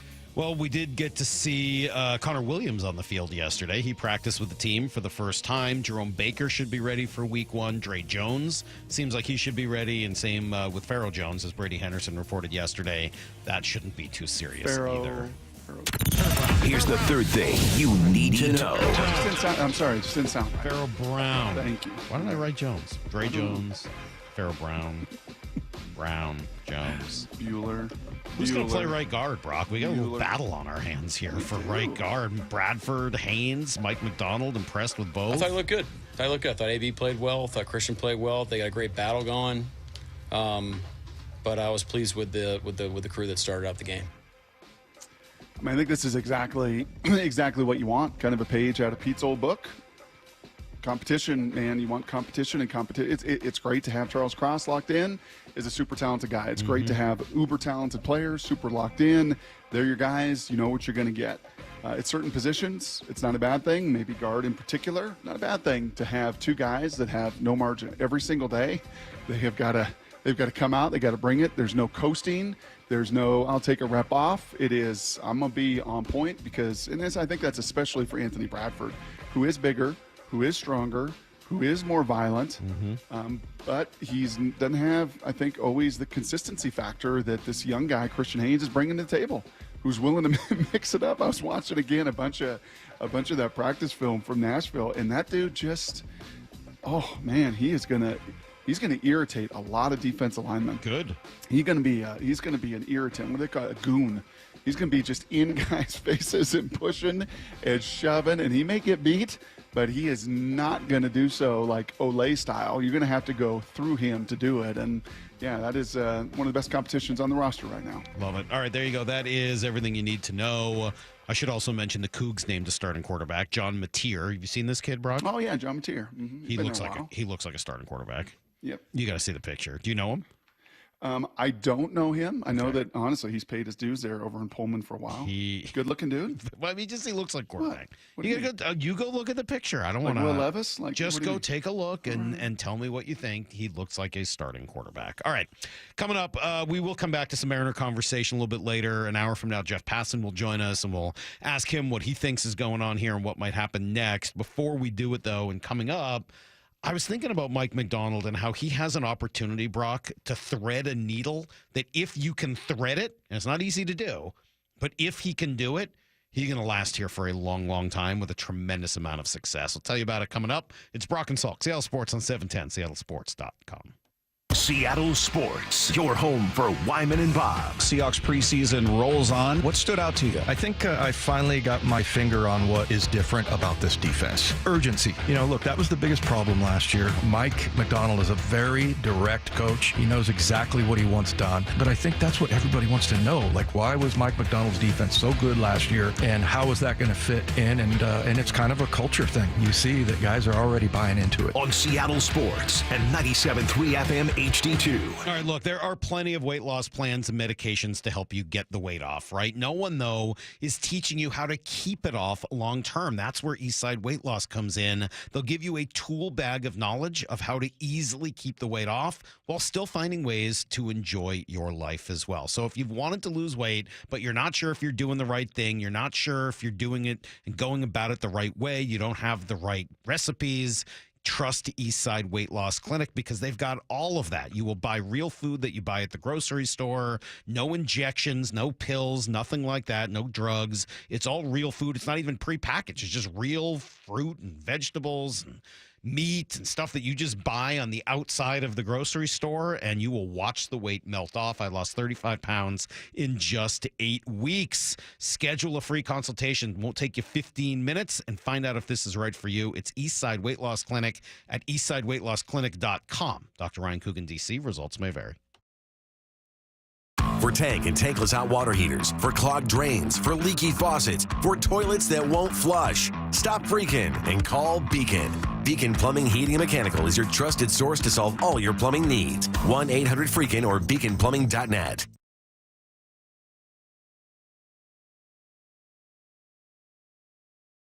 Line of Lumen Field.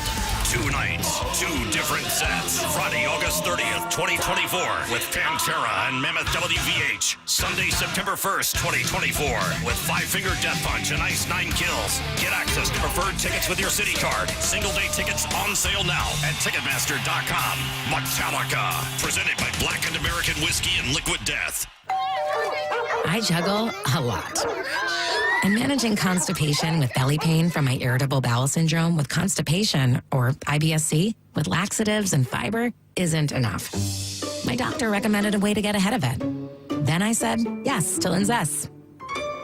Linzess linaclotide is a prescription medicine that treats IBS-C in adults. It's not a laxative. It's a once-daily pill that helps you get ahead of your symptoms. It's proven to help you have more frequent and complete bowel movements and helps relieve overall abdominal symptoms, belly pain, discomfort, and bloating. These symptoms were studied in combination, not individually. Do not give Linzess to children less than 2. It may harm them. Do not take Linzess if you have a bowel blockage. Get immediate help if you develop unusual or severe stomach pain, especially with bloody or black stools. The most common side effect is diarrhea, sometimes severe. If it's severe, stop taking Linzess and call your doctor right away. Other side effects include gas, stomach area pain, and swelling.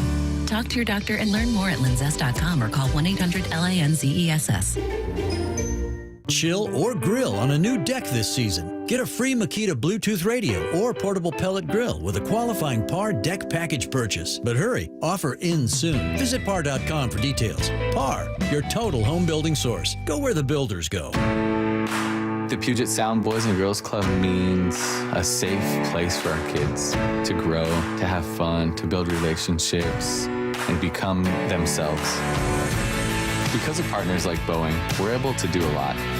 It's super exciting for our kids to know that Boeing volunteers are here to help them, to have fun with them, to create good experiences. It provides a brighter lens for their future. For Down Territory, going inside the game with Michael Bumpus. I like this. More quarterbacks should start doing this. Every day at 11:15 and 1:15 on Bumpin' Stacy. Got neighbors? Big Trees can help. This is Nancy Penrose, owner of Big Trees in Snohomish. If you've been considering planting trees to add privacy, look no further than Big Trees. Privacy trees fill in empty spaces, help to define property lines, and add curb appeal. Learn more about Big Trees' big supply of privacy trees at bigtreesupply.com. Beauty, privacy, instantly. Big Trees. Seattle is home to Swedish CyberKnife, a non-invasive and highly precise treatment for prostate cancer. Swedish CyberKnife is the only CyberKnife center in the Pacific Northwest. Compared with other radiation treatments, which can last 6 to 9 weeks, CyberKnife treatment is much shorter, typically 5 days or less. CyberKnife advanced robotic technology can track your slightest body movement, adjusting in real time to deliver radiation with extreme accuracy, sparing healthy tissue.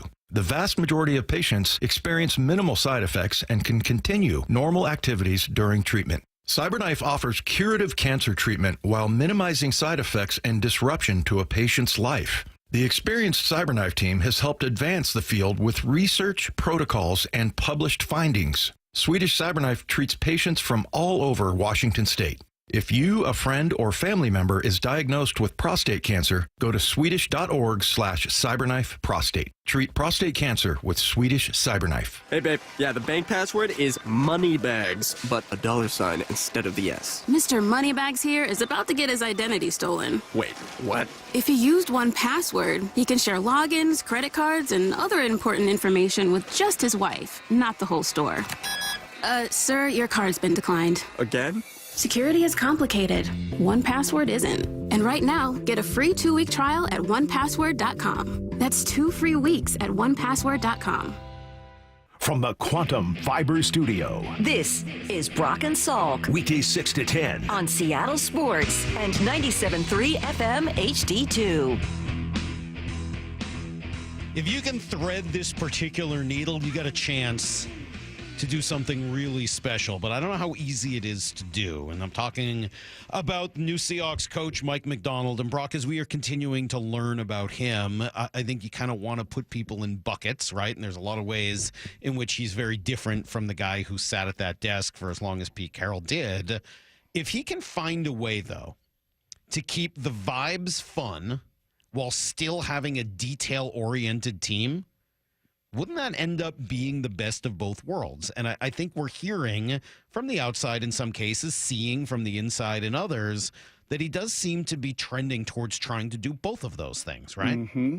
So is this kind of on the heels of both Hasselbeck and Charles Davis kind of making that point? A little bit. But let me play you 2 pieces of sound from yesterday. One is from our beloved friend Pat McAfee, who really likes the positive vibes in Seattle. For him to go up there with the moxie and for everybody to buy in, that tells me, hey, Seattle, look out. Now the Grubb stuff, okay, but this one, What? Yeah. I think we really can.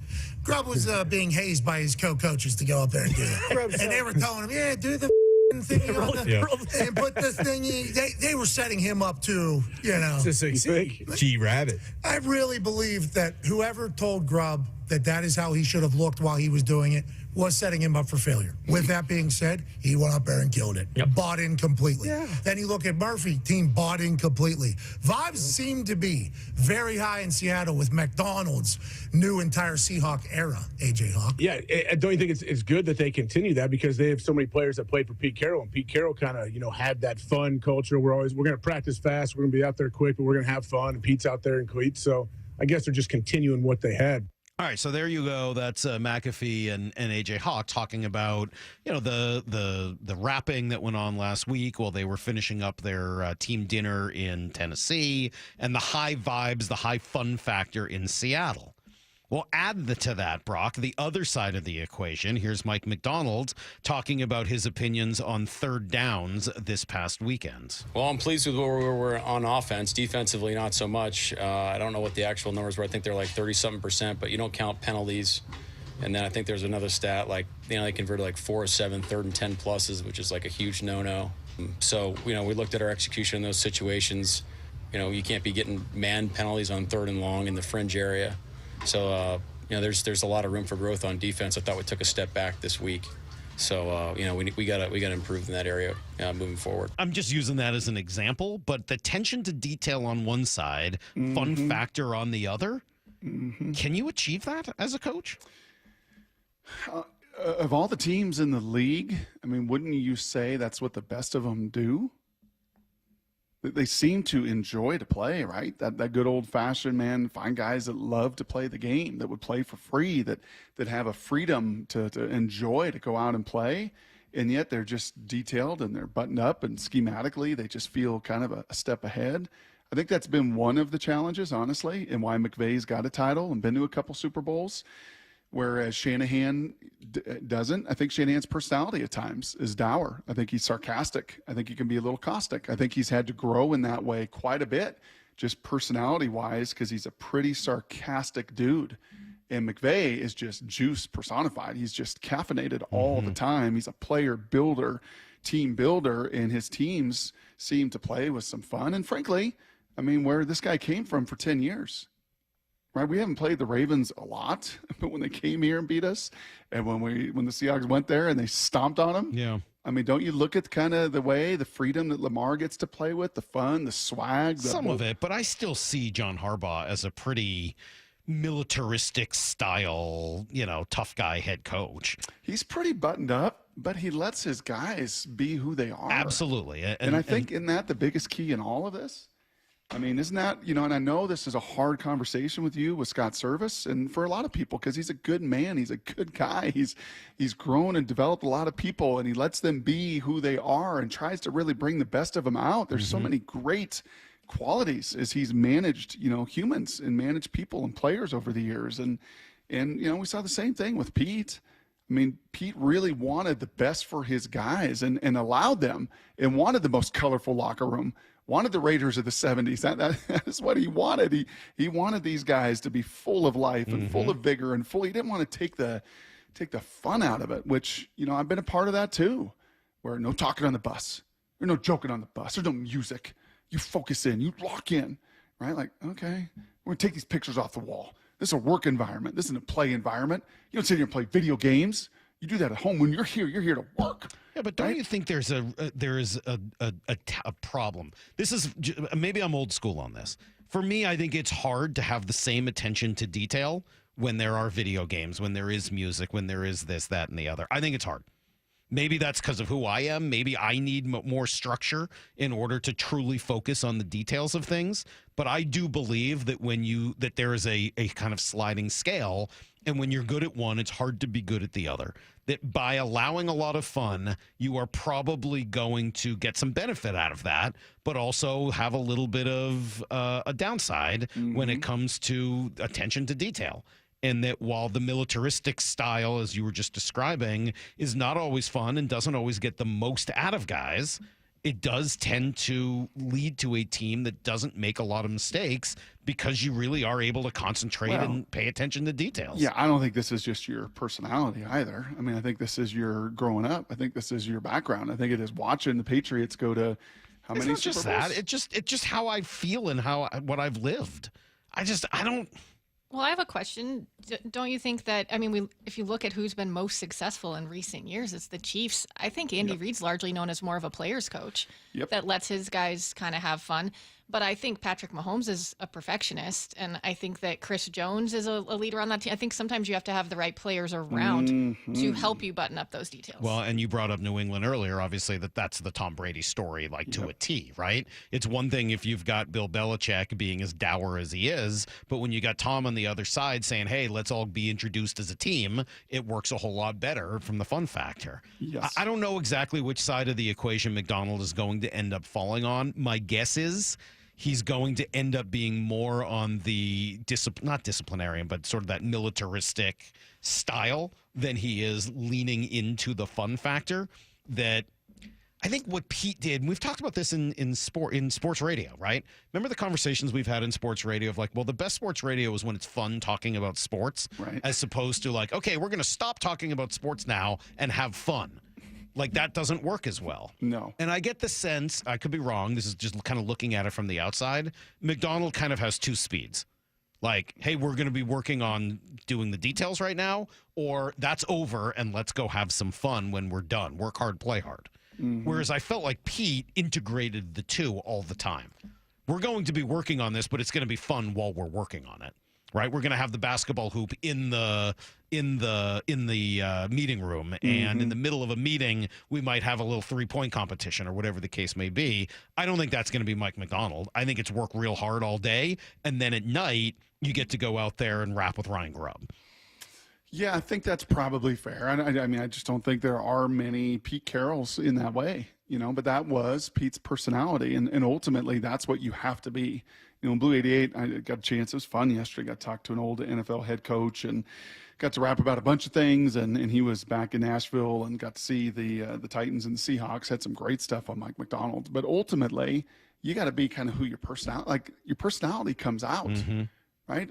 Once again, I'll bring it back to Scott Service, his personality and the way he goes about treating people and managing people. That's just kind of who he is, whether it's in a baseball uniform, Salk, or it's on the golf course, or, it's doing the media dinner or whatever. He's pretty much the same guy, most of the time. The ones that run into real trouble in my life experience are the posers. The ones who try to present one way and oh, no, I'm going to, and I always had this biggest challenge with this was having position coaches that were super buttoned up, which is great, right? On all the details. And if anything, nervous Nellies and maybe a little bit of fear or whatever, okay, you guys are going to do the right thing. You're my students. And when the professor comes in, you got to give all the right answers, right? You got to know your stuff. You got to be so buttoned up. And then that same coach is now just go cut it loose. Go have the time. Just go have fun. It's doesn't really work that way. That's not who you are. The way that, you're training me and the way that you're equipping me and the way that, you're spending all this time with me and the way it is very buttoned up. It is very orderly. It's very, unfortunately, at times a little insecurity or fear driven. And then you don't just flip a switch and get to Saturday and be like, all right, boys, here we go. Let's just go play. Give me that Brett Favre. Just go play and go have fun. No, that doesn't work. It doesn't work. It's got to be a consistent with who you are, and I think it's got to be pretty consistent messaging. And yes, I think he will lean a little more just because his personality leans that way. He's up at 5. He works out at 6. He goes to bed at 10. He knows himself, know that self. He knows his regiment, knows what works for him, and knows the way that he prepares. And I think you will certainly feel maybe a little bit more into that than we certainly did with Pete. Yeah. Do you think you can have great vibes while while paying close attention to detail? Yeah, I think you can. I think, to Maura's point, I think Kansas City does a great job of it. I think Baltimore through the years has always done a great job of it. Do you think some of it needs to come from a player leader? 100%. Not some of it. I think a lot of it has got to come from Leonard Williams. A lot of it's got to come from Jaron Reed. A lot of it comes from the tip of your spear, right? I think a lot of it absolutely comes from your players. I think that's maybe the one kind of I don't want to say misconception, but certainly over the years where there has been a big turn of power from these just bigger than life coaches that are in total control, and managers for that matter, right? To the players, into the clubhouse, into the locker room, that is really one in a much more player driven profession than it has ever been, collegiately, professionally. Like, yeah, you got to take it over, and you got to have the right leaders doing it. We're going to keep learning a lot about Mike McDonald. Charles Davis told us that yesterday. He's an onion, right? I mean, all of a sudden, I probably shouldn't be doing blindside stuff right now with everything that's in the news, but remember, that's what Tim McGraw kept saying. She's an onion. You got to go through the layers. And Mike does that, I think, on purpose, and I don't mean it in a bad way or whatever. I think that's his personality, but I think that he is much more of, it reveals by how we do. All right, me standing here and telling you everything doesn't do any of us any good. All right, it's going to reveal by how we go about doing things, how we play, how it works. Oh, I like so much of that. I like all that. And I think we both did. And I know the text toy enjoyed CD with us yesterday, and that's part of the reason, Salk, that training camp is now, I guess, officially in the barn. Is they'll play their final preseason game this week, and obviously the public end of it is all done. But I think to that point, it's why the biggest difference between a Pete Carroll camp of 2023 and a Mike McDonald 2024 is reps. Reps. You will expose what you are and what you're not. You will tell us what you are and what you're not. You will tell us what you are learning and what you are not. You are telling us what you're absorbing and what you're not, right? And we are going to get reps. It would be fascinating to see, and we saw the 2-hour public practices. It'd be fascinating to see the walkthroughs too, because that is the one thing that I have heard pretty consistently is just the amount of time and on the field and the amount of reps has just been extraordinarily higher than it has been in previous years for sure. 206, Brock, not buying what you're selling. That's the stupidest take, that Shanahan hasn't won a Super Bowl because he's not fun. Hey, maybe Patrick Mahomes had something to do with that. Yeah, I mean, I don't think it helped when he was coordinator in Atlanta either. I don't know. I mean, I think personality-wise, it has been an area that he's had to grow. And you know what? I think he knew that too. So who did he partner with? John Lynch, who's like one of the greatest, nicest, best dudes you're ever going to meet. So I think even Shanahan knew, like, his own edgy little personality. I better partner with a guy that is just beloved by everybody and kind of grow in that way. And he has grown, and he has yet to win a Super Bowl. Yeah, I'm with you on it. I'm also going to sort of understand where that texter's coming from, though. Like, Patrick, you think Mahomes is pretty good? I mean, he's come pretty close to winning 2 Super Bowls. Mahomes definitely played a pretty big role in them not winning those. You think Mahomes is pretty good? Yeah, I think he's pretty good, and I think that's definitely a relevant part of it. Let's ask Brock some more football questions. This is Brock and Salk's Blue 88. Blue 88! Blue 88! We take you to the field as Brock Ewert breaks down 3 football questions as only he can. Now here's your hosts, Brock Ewert and Mike Salk. Well, Brock, you said you got a chance to catch up with an old NFL head coach. What'd you learn yesterday? A bunch. It was so fun. Lots of stories of the past, and he was out there watching those Seahawks, and this kind of circles right back into this conversation of Mike McDonald, to know thyself a little bit. And he said, what's interesting, Brock, is run into a lot of these coaches and young coaches, and not many of them ask questions. And most of them don't ask questions because I think in their mind it is a weakness. Ooh, if I have to ask all these questions and I want to try to learn and pick your brain, it is I don't really know what I'm doing, or in over my head, or it's going to be a perceived weakness and flaw that I don't know what I'm doing. He said it's amazing how many just don't ever ask any questions whatsoever. Now I got to figure it out. I'm good. I got my plan. I got my staff. And he said McDonald was 180 the other. He was humble. He was gracious. You could just feel his curiosity to learn. It just brought all of these wonderful attributes, that we had heard about. And again, frankly, I would say that's a Sean McVay. I think if we spend time and a lot of time around Sean McVay, Salt, I think you would find that as brilliant as his mind works, it works that way because through the years, he is just peppering people with questions. And I know I've done 3, 4, 5 production meetings with Sean McVay, and I walk away from every one of them. He's totally engaged. He's totally inquisitive.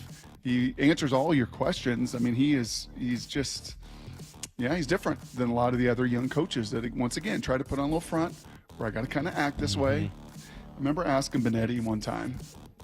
It was such a good answer. Benetti also, such a smart guy. And he was doing a game with somebody. I said, how'd it go? He goes, well, he's a young broadcaster. And you can tell, like a lot of young broadcasters, he's thinking, this is what I'm supposed to sound like. This is what it's supposed to be like versus, just be you. Just sound like you. Just do it your way. And I know, I fought a little bit of that early, not as much as I did as a player. I fought a lot of that as a player of, it's supposed to look this way. I got to perform this way. I got to throw it this way. I got to look this way. And, Mike Macdonald, once again, very comfortable in his skin, an older soul for 36. And from this old head coach, a very humble guy that's willing and curious to learn. All right, question number 2. What's goal number 1 for the Seahawks this year? We haven't talked about this nearly enough, Salk, maybe because it's just the obvious. But goal number 1, and again, this was in chatting with this head coach a little bit and some of the intel and insight he gained from being around the team. Goal number 1 is win the division. And that is something that slipped pretty mightily over the last 6 or 7 years. I'm going back to 2017, Salk. 2017, you finished second. 2018, you finished second. 2019, you finished second. 2020, you won the division in a COVID year. 21, you were fourth. 22, you were second. And 23, you were third. In the final 7 years in the division for Pete, the back half of it, the final 7 years, you were 23 and 19. 23 and 19. Like that, and that's just not, and we know the challenge that McVay and Shanahan had posed schematically and personnel-wise and play-calling-wise. It was just going to be a challenge. 23 and 19, a big reason why this thing didn't go longer. A big reason why I think Jody and the ownership group was like, we're falling behind. I mean, we're third, we're second. I mean, we just can't get right. We're 4-2, we're 3-3, we're 3-3, we're 3-3, we're 4-2, we're 2-4, we're 4-2. Ultimately 2-4 last year in the division. Like, you don't handle your division, you don't have home field. You don't have home field, you don't often win Super Bowls. So you've got to handle this division first. And if you're going to disrupt a Shanahan and you're going to disrupt a McVay, you're going to bring in a guy in a scheme like McDonald's to try to attack it. All right, question number 3. How are some of the Husky rookies doing in their NFL stops so far? Yeah, I took a look around the old interwebs yesterday. Some good, some bad, some ugly amongst all of those. Unfortunately, our buddy Dylan Johnson got released by Carolina yesterday. Late round running back, and actually been kind of productive in their preseason games, but he gets released yesterday. Rome is on the front end of that, starring Penix. I'd have to say he's doing pretty good. That for some reason their GM and head coach have decided not to play him in the preseason. Maybe we can talk about that. Fautanu unfortunately got a knee injury, and that's a bad deal for Pittsburgh because they need him. That dude that came in, Broderick Jones, was an absolute mess and gave up 2 or 3 sacks in their preseason game the other day. So Troy fighting through an injury. Rosengarten looks like he's going to be the starting right tackle. Cool. Jalen Polk, I saw him on a Maura Dooley fantasy sleeper list. Well, not a Maura Dooley list, but just a fantasy sleeper list. So he is ripping it up in New England. Jalen McMillan also doing a heck of a job in Tampa Bay, to the point that they're talking about moving Chris Godwin into the slot and actually playing him outside. That he's not just going to be penciled as a slot and option guy, that he can do more than that. Played 8 snaps, in fact, 8 of his 10 on the perimeter last weekend. So guys making the mark. Braylon Trice, unfortunately, lost for the year with an ACL. Ulafosio is on the bubble there in Buffalo. Devin Culp got a concussion, definitely on the bubble as well. So some hit or some miss, but you're going to see some starters and some Huskies making some real impacts in 2024. Pretty cool. All right, that is today's Blue 88, and we'll go around the NFL here in about 10 minutes before Jeff Passan joins us at 8:30. Should remind everyone to download the Seattle Sports app, because, well, for a lot of reasons. First of all, you should have it. I mean, just to get the news, to get the sports news, to get the commentary that's written here, the columns that we write, to listen to the show on demand. Lyle, do you have the app? Lyle, don't lie either. You got the app, Lyle? I do have the app. Oh, good. Okay. He would never dream of not having the app. Were you a user of the app, Lyle, as a Zoomer? You grew up using it. Yeah, grew up using it. Yeah, I use the app. Okay, all right, good. Well, you have to, because if you have the app, then you can leave us these voice messages for us to play on Thursday at 8 o'clock, Brock. And here's the thing. So I got to assume people are, downloading that thing and getting ready for Thursday. Now, you can also listen to the show on demand on the app, or you can get that through Apple Podcasts. And we have a bunch of new Apple Podcast reviews. No. I know. We're still at a 4.6. We're close, I think. But here are some recent Apple Podcast reviews. Eric says, barf. Great show. Salk, Brock, and Mora are as good as it gets. Love Lyle from Marine Layer. Go Dogs. Wow. Okay, that's nice. Was that a 5-star? That's 5-star. 5-star. 5-star, G's daughter. Did I hear correctly that G. Scott's strong, independent, talented, and successful daughter is having a baby with Malibu's Most Wanted? I don't know what that means, but okay. I think it was the way G described him with the neck tattoos. Yeah, that wasn't great. By the way. And assuming he was Irish. Yeah. And not just any neck. That is a strong neck tattoo. Yeah, it was It's like almost a Byron Murphy strong neck tattoo. Yes. Let's see. From TWW, you're welcome. 5 stars. 5 stars for your day. Go M's. Please, more rants in the 6 a.m. hour. They are the best part of my day. All right, well, I'll do the best I can. Nice. Sky Warriors says 4.7 is a reach. 5 stars. Obligatory 5-star review from a loyal listener for a whiny Salk. Born and raised in the Seattle area, now living in Phoenix. I listen to the show to keep current on my favorite Seattle teams because it's eclectic and somehow mildly entertaining. Salk is overbearing and unrelenting in his outrageously close-minded opinions, but we embrace him like the weirdos from Portland. Brock's wide set of eyes fixate on body beautiful people because his massive hands resemble more ogre than he cares to admit, and he's jealous of those who don't transform every night into their true selves, like he and his cousin Princess Fiona. However, we appreciate his many connections to the sporting world since guests agree to appear on the show to take shots at Salk like we all wish we could, while sprinkling in a few nuggets about sports to camouflage their true intent. Justin was the cool kid, now estranged from the show to avoid Salk's salty influence. Meanwhile, Maura stands out for being genuine and authentic, as exhibited in her comments about Kenneth Walker. Altogether, it's consistent with our society's trend to waste time on nonsense, but it's captivating to listen to this cast that rivals the Addams Family. How about that? Thorough. A long one.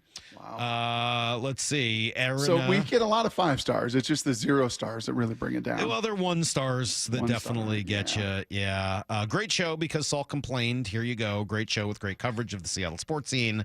Look forward to listening. That's another one. We got a solid content. We got a bunch of others. Yeah. Salt continues to be a delight to my ears. Whoa. My husband has been a fan for years, and I casually listen when he has it on. I love Salk's straight talk about our Seattle sports.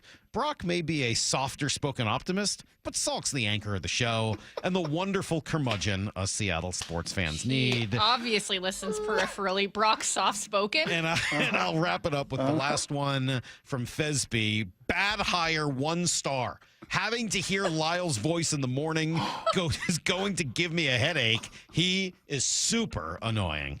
So there you go, Lyle. Ouch. Now, welcome to the show. Well, it's not that different from the stuff we hear on social media. You're giving somebody a headache already, and you've only been here a couple of days. We'll come back as we go around the NFL. And then the great Jeff Passan, will he be wet blankety today at 8:30? Find out. It's Brock and Salk Sales Sports on 710 and on whatever podcast platform you enjoy most. Seattle Sports, your home for Bump and Stacy. Bo Nix finished with a near-perfect passer rating. What's the real headline? Bo Nix, once the Seahawks defense gets to him, it'll be throw picks. Oh. I wonder why Curtis is laughing so hard. I mean, maybe there was a ghostwriter. You know, 50 used to ghostwrite for all them New York rappers back in the day, right. man. So he's and we're both named Curtis. There you go. That's a really good point. I did that without knowing I did that, Curtis. Thank you. Wow. He's just assisting everyone now. John Stockton over here. On Seattle Sports and 97.3 FM HD2. If your home has slow-draining sinks, bathtubs, or showers, that's a danger sign. You might have a blockage building up downstream. Don't fear. Call Deere Services. Visit DeereServices.net. Make an appointment, and we'll arrive at your home within 3 hours or give you a $100 credit. And get this, no service fee. Our experienced technicians will eliminate any blockages, making sure your plumbing system flows as good as new. But don't wait before it's too late. Visit DearServices.net today. Deere Services. There when you need us most. Save up to $1,500 with the best synthetic turf company in the Northwest. Synthetic Turf Northwest, the pioneers of premium synthetic grass systems, have called the Northwest home for over 28 years. Act fast and save your kids, pets, and home from the muddy mess that ensues with our fall and winter weather. Act now and save. SyntheticTurfNorthwest.com 425-788-0718. Enhance your backyard with Synthetic Turf Northwest, where expertise meets excellence. Hey everyone, Tom Nelson for Cressy Door. Since 1952, we've been installing garage doors for your home, building, or dealership. If you need Cressy Door service or a whole new set of doors, visit our friends at Cressy Door. Make your next garage door a Cressy Door. Motorcycle riders, Bob Stelton here. I love this time of year. The weather's nice. I'm out on the bike as often as possible. And knock on wood, I've never been in an accident. But maybe you have. And if you have, you need to call 1-800-LAW-TIGERS. First of all, your case evaluation is completely free. They don't get paid until you get paid. And they should be the first call you make after a motorcycle accident. And I'll tell you why. Because they fight for you, the motorcycle rider, and your family to get you the compensation you deserve. With over 20 years of experience, they're going to handle your case with the respect and dignity you deserve. The insurance company wants to get away with paying out the lowest settlement they can as quickly as they can. With the Law Tigers, you don't have to handle your motorcycle case alone. So why should you hire Law Tigers after an accident? They can help you get your motorcycle and gear repaired or replaced. Law Tigers knows how important your motorcycle is to you, so after you've been in an accident, give them a call at 1-800-LAW-TIGERS. They will get you the help that you need. Again, that's 1-800-LAW-TIGERS or lawtigers.com. The Law Tigers, Washington's motorcycle lawyers, Mateer Law Firm, LLC.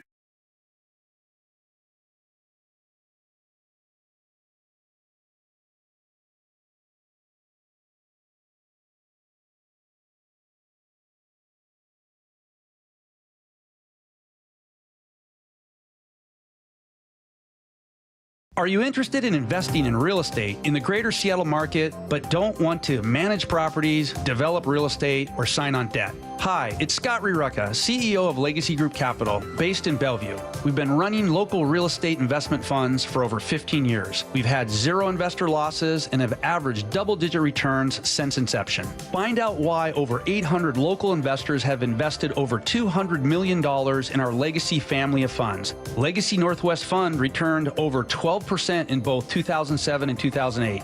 Are you looking at diversification opportunities, especially with what's happening in the market this year? Get in touch with us today. Legacy's family of funds has a limited opening for new investors right now. Call 425-635-4700 or legacyg.com. That's legacyg.com. This is not investment advice. Investment performance based on average return of LFO1, LFO2, and LSF from 2007 through the date of calculation and after deduction of fees and expenses. Legacy family of funds investments are available to accredited investors only.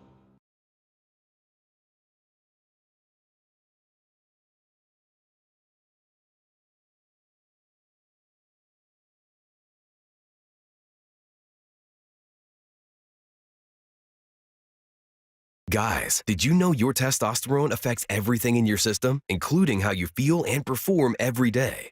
Right now, Revive Men's Health Seattle will check your testosterone for free. Knowing your T levels is the first step in understanding if you have low T. Your testosterone level impacts your energy, libido, sleep, weight, hair loss, mood, and even ED. Maintaining an appropriate T level can change your whole life. Most men start to see changes in their hormone levels in their 30s. Experience and results matter. So what are you waiting for? Get your T levels checked today by local, experienced, and trusted men's health experts. They've helped thousands of men since 2011. They're so confident they can help you, they even guarantee it. Call Revive today and schedule your free testosterone test, free exam, and free consultation.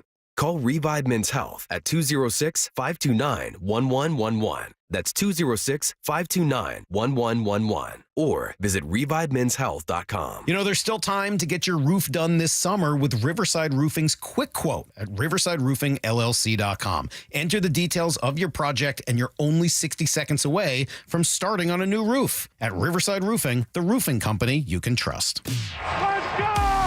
This is Seattle Sports. Streaming through the Seattle Sports app. KIRO AM Seattle. KIRO FM HD2 Tacoma. Home of the Seahawks, Mariners, and everything Seattle sports. Get his freaking auto! From the Quantum Fiber Studio, this is Brock and Salk on Seattle Sports. I don't read the internet, guys. Take the bull by the hands. Styled by Simply Seattle. And Brooke Ewart. And Brooke Ewart. Now here are your hosts, Brock Ewart and Mike Salk.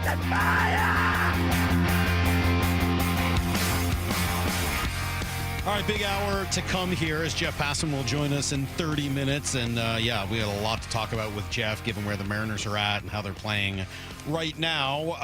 But it is also the beginning of NFL season as we're getting real close to those first few kickoffs. And with that in mind, let's go around the NFL.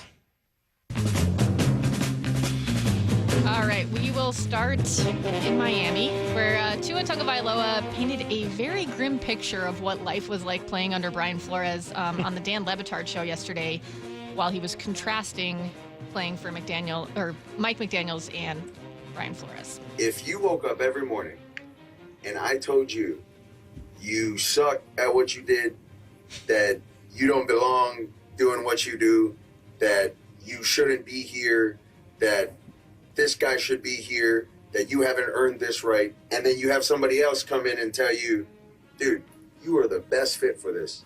Like, you are accurate, you are the best whatever, you are this, you are that. Like, how would it make you feel listening to one or the other? You see what I'm saying? And then you hear it, regardless of what it is, the good or the bad, and you hear it more and more, you start to actually believe that. So things weren't great under Brian Flores, huh? Don't you think some of that, though, is just like, A, the type of player that you're coaching, and B, the way you do go about some of those things? I think when you are a disciple of Belichick, you have seen this time and time and time and time again. Yeah. With all those guys. And maybe the counter is like, hey, Bill, as you said, had Brady. Right, and obviously once Brady was done, the record wasn't great. It, was a little more difficult in Cleveland as well, and it really took a Belichick and a Brady to make that peanut butter and jelly sandwich really work, because the Matt Patricias, who went out and did the same thing and just tore people down, oh my gosh, the stories in Denver, Salk, with old Joshy boy, what a clown show. I mean, just ripping into people and tearing into people and thinking, well, this is what I learned from. I'm a disciple of this in New England. It didn't work for any of them. Any of them. And I know Tua's gotten, there are some that come out, oh, you're soft, can't handle it. Well, he played for Saban and won national titles, did pretty good in that environment, which wasn't all, roses and kisses. It was a tough and very tough environment, but just a demeaning, degrading, so many of Bill's guys just, went from that place and did not find much success. All right, over in Atlanta, Falcons head coach Raheem Morris joined Kay Adams on Up and Adams and elaborated on his comments about why he's not starting Michael Penix Jr. the rest of the preseason. Most of the guys that got those young quarterbacks out there, they probably playing their first-team O-line. They probably playing their first-team people with them. And they're playing with people that they would be out there on a normal basis. What we can do in practice is we can simulate that against our own guys while mitigating injury, while limiting the fact and putting them in harm's way in order to do some things. It's just not worth it. One thing I do learn about coaching, you don't get mulligans if you do get a player hurt that you're counting on. And I want to prepare myself and put myself in the best situation not to have that. No mulligans, maybe a breakfast bowl or two. Totally different thing. So basically what I hear there and what I've been sort of kind of feeling throughout this whole Penix thing is he's kind of viewing this like he's got two starting quarterbacks. Right? I mean, like, you don't draft a guy where they drafted Penix unless you believe he's got an incredible amount of talent. You don't pay somebody what you paid Kirk Cousins unless you feel pretty good about them. So he's kind of treating this like he's got two number one quarterbacks. Now, Cousins going to get the first shot at it and all that. And they're similar age, right? I don't think so. Yeah, I don't know if they're quite the same age. Michael's 25. Yeah. Gotcha. But don't you think he's sort of treating it that way? I guess, but, I mean, Michael Penix needs to play. Oh, let him 16 play. snaps he's had so far. How many? 16 snaps in a preseason game so far. Yeah, just it's. So you'd have him out there playing. I'd have him, yeah, even just with his injury history, ball, even with all that. The dude gets the ball out of his hand, and now his point, and he's right. Caleb and Jalen and Bo, they're playing with the ones, playing with the guys that they're going to be playing with. Yeah, I kind of understand that. Like, yeah, don't play him with the twos where you could get him killed. I wasn't playing with the ones. Well, yeah. So unless you're not playing any of your ones, Kirk Cousins isn't playing, so you can play some of your ones with Penix. Yeah, I would think so. I would think he'd want to throw to Pitts and Drake May and the rest of the guys and Bijan and go. Yeah, that's a good point. Go play. Yeah, that's a pretty good point. Yeah, that's a pretty good point. Okay. All right. Saints head coach Dennis Allen was asked. Saints head coach Dennis Allen was asked for a metaphor for his team, and well, he kind of struggled with what exactly he was being asked. Uh-oh. Yeah, I'm gonna leave the metaphors to you guys. Thanks. All right, but what is a metaphor? What's that? What is a metaphor? Like, what's the official definition of metaphor? A metaphor is like using something as comparison as like an example, right? Okay, I got it.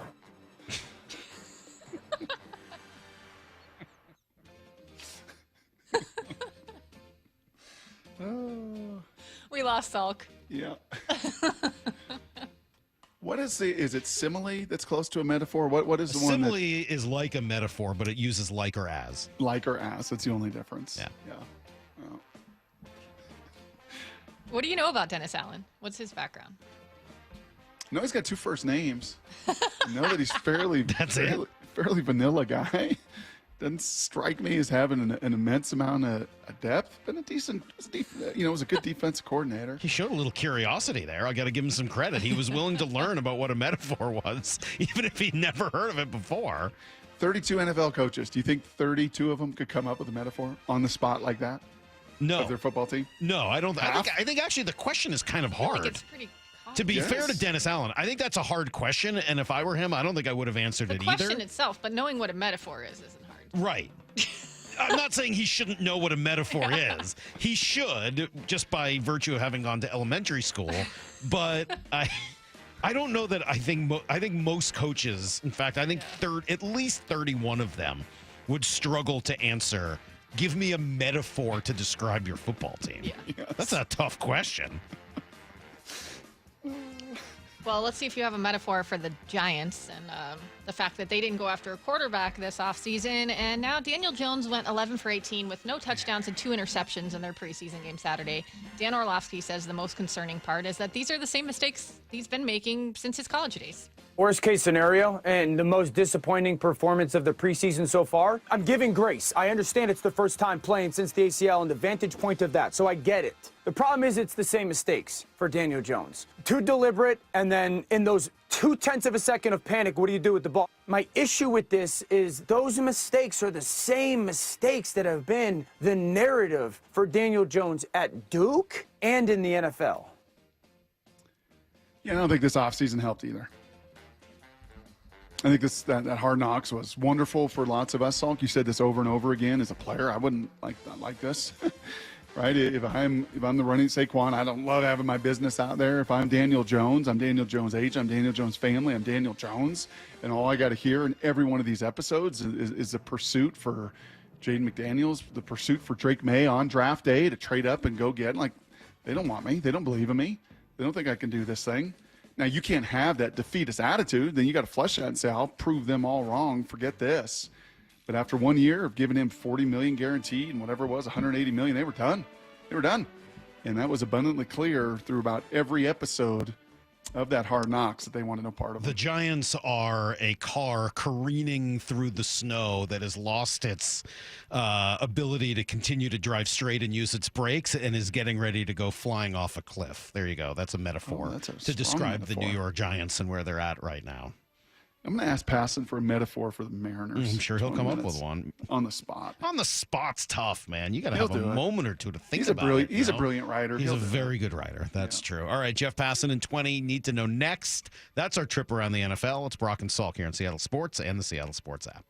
Seattle Sports, your home for Bump and Stacy. The Seahawks dropped their Week 2 preseason game to the Titans, 16-15 on Saturday. What's the real headline? New rule, you don't get to complain about a preseason loss if you can't name me 5 players playing in the fourth quarter. That's right. That's a new rule. You should never complain about a preseason loss. That's fact. Unless you have your starting quarterback in there for 4 quarters and he's just throwing picks everywhere. It is what it is. This is eval. I think you celebrate the wins because they're wins, but you don't buy in too much to the loss. On Seattle Sports and 97.3 FM HD2. Well, this morning, are you in a place where you are looking for a local, trustworthy group of pros to assist you with your mortgage needs? Hey, Brock Hewitt here, and you know who you can count on. It's Tila Mortgage. They've been the go-to mortgage experts in Washington State for over 25 years. And if you're 62 or older and you've heard me talk about these reverse mortgages, well, Tila can help you decide if that's the right choice for you and your family. If monthly payments are impacting your credit score and you're finding your just month-to-month cash flow is just zapped, well, TILA can assist you in consolidating your debts with proven programs like a refinance loan or that home equity line of credit, enabling you to maintain your low fixed-rate first mortgage but gain access to your equity to pay off those debts. Additionally, if you're purchasing a new home, well, congratulations. TILA can guide you through all the ins and outs of that exciting home loan process. With hundreds of 5-star reviews, TILA, spelled TILA, is a trusted source for honest and ethical mortgage advice. Give them a call today at 206-766-8888 or TILAmortgage.com. TILA Mortgage LLC is a mortgage broker, MLS 247-2046. Paid for by government. Did you hear? A secret hoard of 1932 $10 gold Indian coins have been found. These gorgeous 1932 gold coins are as bright and shiny as the day they were struck, and less than 500 of these gold coins are available. Coin experts are calling the secret U.S. gold coin discovery a once-in-a-lifetime opportunity, and you can own a piece of the hoard. When you call, you are guaranteed a 1932 dated gold coin featuring Lady Liberty with an Indian war headdress and a majestic eagle. With limited availability, you must call now. These 1932 dated gold coins are still in uncirculated condition with brilliant luster. That is 92 years of history you can hold in your hand. To learn more, call 1-800-495-6468. Call now and you'll receive a free bonus over a $55 value free with every order. Call 1-800-495-6468 now to secure your 1932 $10 gold Indian coins before they sell out. Don't wait. You must act fast. Call now. High five! Up top! Heck yeah! Dave's company just got the first ever 5-year price lock guarantee from Comcast Business. Yeah, 5 years! It's 5 years of gig speed internet. High five for gig speed! 5 years of advanced security. Security win!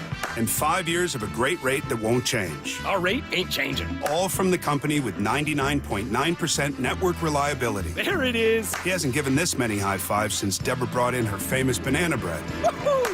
Now he's got savings. I'm so excited! Yep, Dave's feeling it.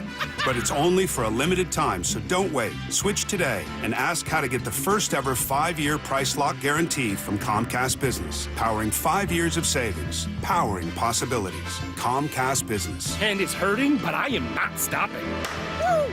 Ends 8/21/24. Guaranteed rate applies to monthly service charge for new customers on qualifying internet bundle, excluding taxes and fees. Other restrictions apply.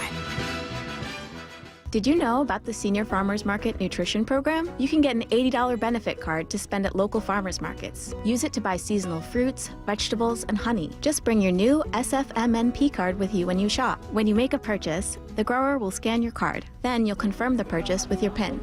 You're all set. Enjoy those tomatoes. Thank you, I will. Find participating markets, local contacts, and more info at seniorfmnp.com.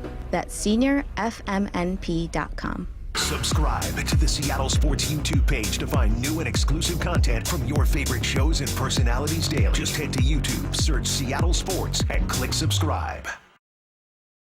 Roof now, pay later. Hi, I'm Sam Thomason, owner of State Roofing. Take advantage of our 0 down, 0 payments, and 0 interest for up to a year. We've partnered with leading lenders to make the replacement or repair of your roof affordable.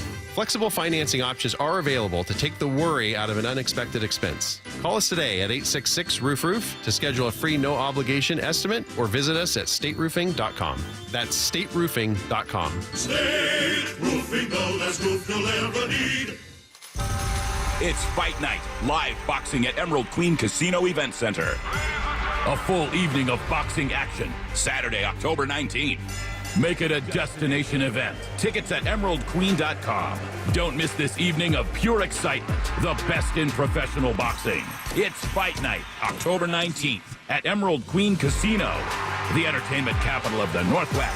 21 and older, need gambling help? Call 800-547-6133 or visit emeraldqueen.com. I was having trouble getting up and down my stairs at home. And I thought, well, this isn't going to work because how am I going to go to Utah and do some hiking? When Judy came to Sound Pain Solutions, her knee pain was preventing her from enjoying an active lifestyle. She was diagnosed with osteoarthritis. She tried numerous treatments and was told she should have surgery. I'm Dr. Mark Shelley, a chiropractic neurologist at Sound Pain Solutions. We were able to get Judy back to hiking with our comprehensive, non-surgical, and drug-free treatment. I think that the Trigenics that they do along with the adjustment, the pressure wave, and the PRP are the best options for joint pain. And I would really recommend it to anybody who is suffering from joint pain and would like to avoid surgery. Schedule a free consultation to learn if you qualify for our safe, drug-free, non-surgical treatment by calling Sound Pain Solutions or visiting soundpainsolutions.com. Need to know. Brought to you by Ben's Plumbing, Heating, and Air. 15 minutes past every hour with Brock and Salk. Here's what you need to know. Up first. Same old last night as the Mariners played the same game they've played about 50 times so far already this year. They didn't hit. They pitched very well to start the game, and their bullpen was so-so. You add it all up, and you get a 3-0 loss in Los Angeles that makes them now 1-6 on this road trip. Kudos once again to Brian Wu. He was the pitcher du jour who pitched well and took a hard luck loss. Our guy Brian Wu I thought was fantastic. You can't throw the ball much better, and he's been on a great roll. Obviously love to see it continue, and in the environment tonight against a really good team, I thought it can't get any better. Too great going into the 7th inning. Lux has been swinging the bat really well. Guy hits an opposite field or opposite gap homer. You got to tip your hat once in a while, but I thought Brian really couldn't have done a better job than what he did. He was great. Unfortunately, the offense did 0. He's your 5th starter, dude. And he's got like an under 2 ERA. I mean, it's unbelievable. Really. And, so much of what we talked about all offseason and what we have talked about for years and years and years and years is this thing's built not on rock and roll. This thing's built on pitching. Pitching. And you know what the starting pitching has been? Historic. Best in the history of your club.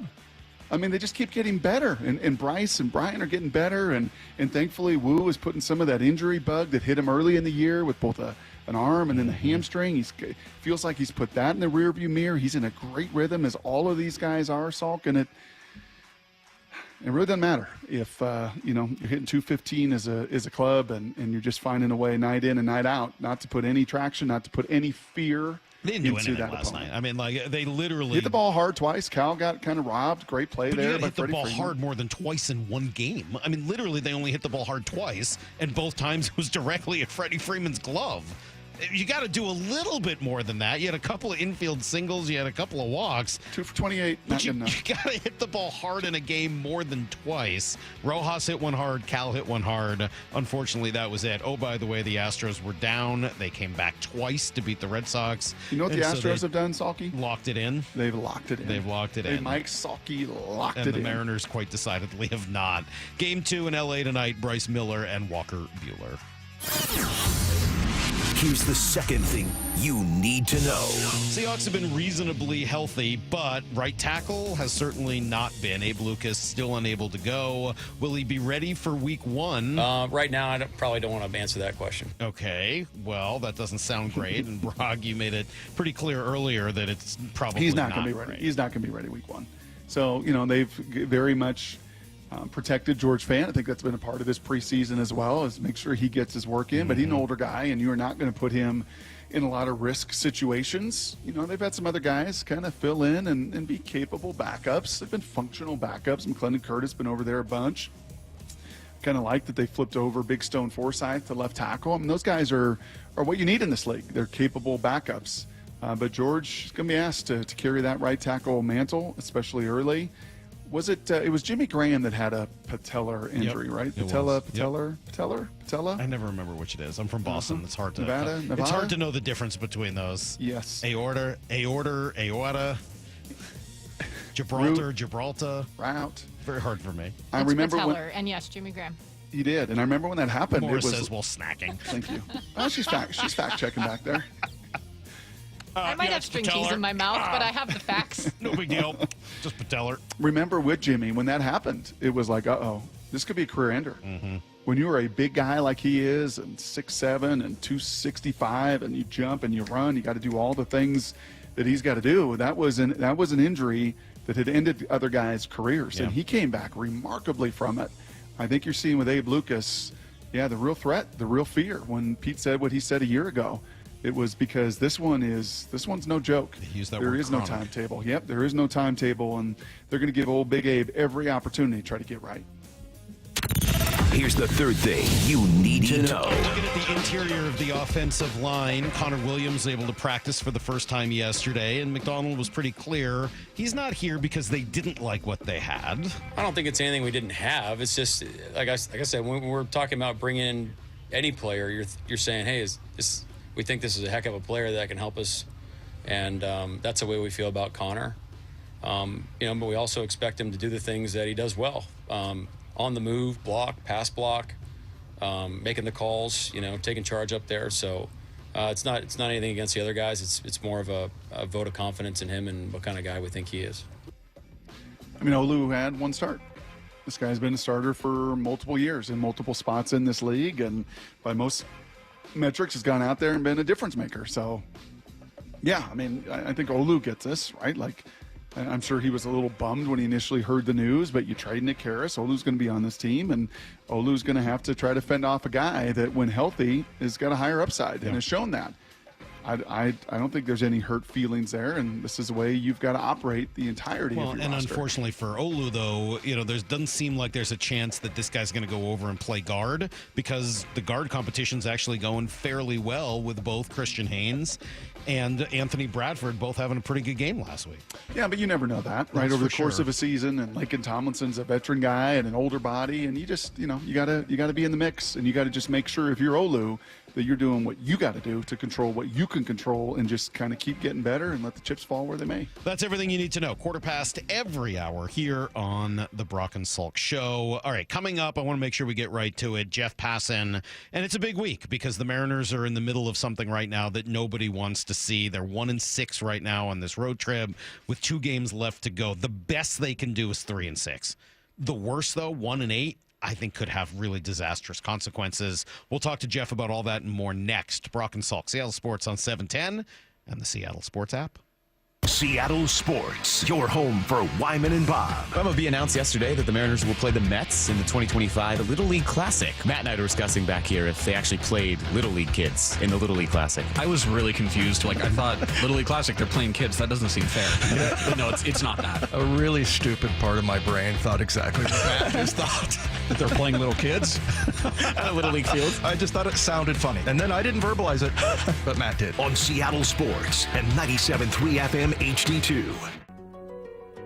So I formed Davis Law Group about 30 years ago, and I would get, the same questions from people about what to do in the case of an accident. Do you need a lawyer? To the point where I decided that I would at least write a book which would answer the common questions that I would receive as a lawyer. Once I wrote my first book, it proved to be hugely popular. I decided to write then a series of books in different accident cases so that we could really teach people about their rights, how to protect them, and how to decide on whether they need a lawyer and what lawyer to hire. I've found in my career that having a client that is educated and knowledgeable about their particular type of case really helps the client, and also usually ends up making the case or the claim more successful.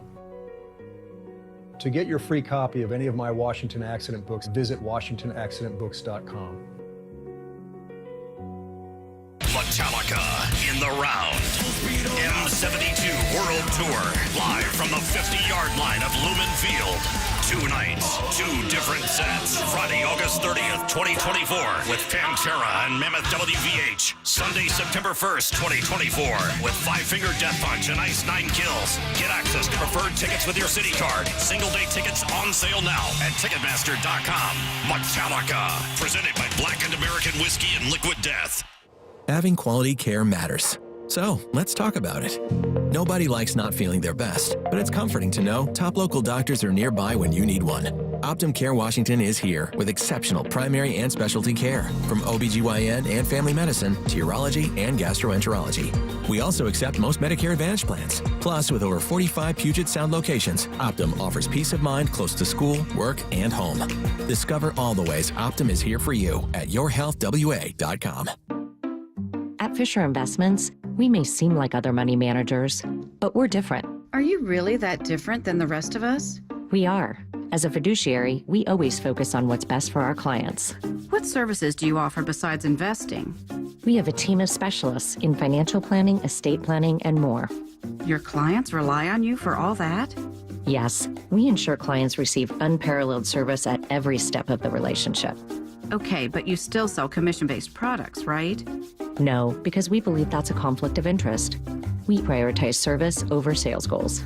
So, then how do your fees work?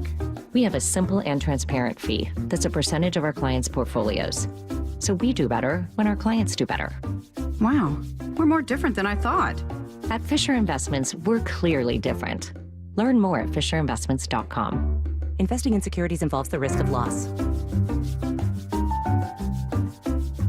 Bonneville International radio station contests are open to participants 18 years of age or older that are residents of Washington State unless otherwise specified. Employees or agents of the station, Bonneville International Corporation, other area radio stations, or any entity associated with the contests are not eligible to win unless the station otherwise specifies at its own discretion. Persons who have won in the last 60 days from a station contest or event may not be eligible. Full general contest rules are available on seattlesports.com or in person at the station during regular business hours.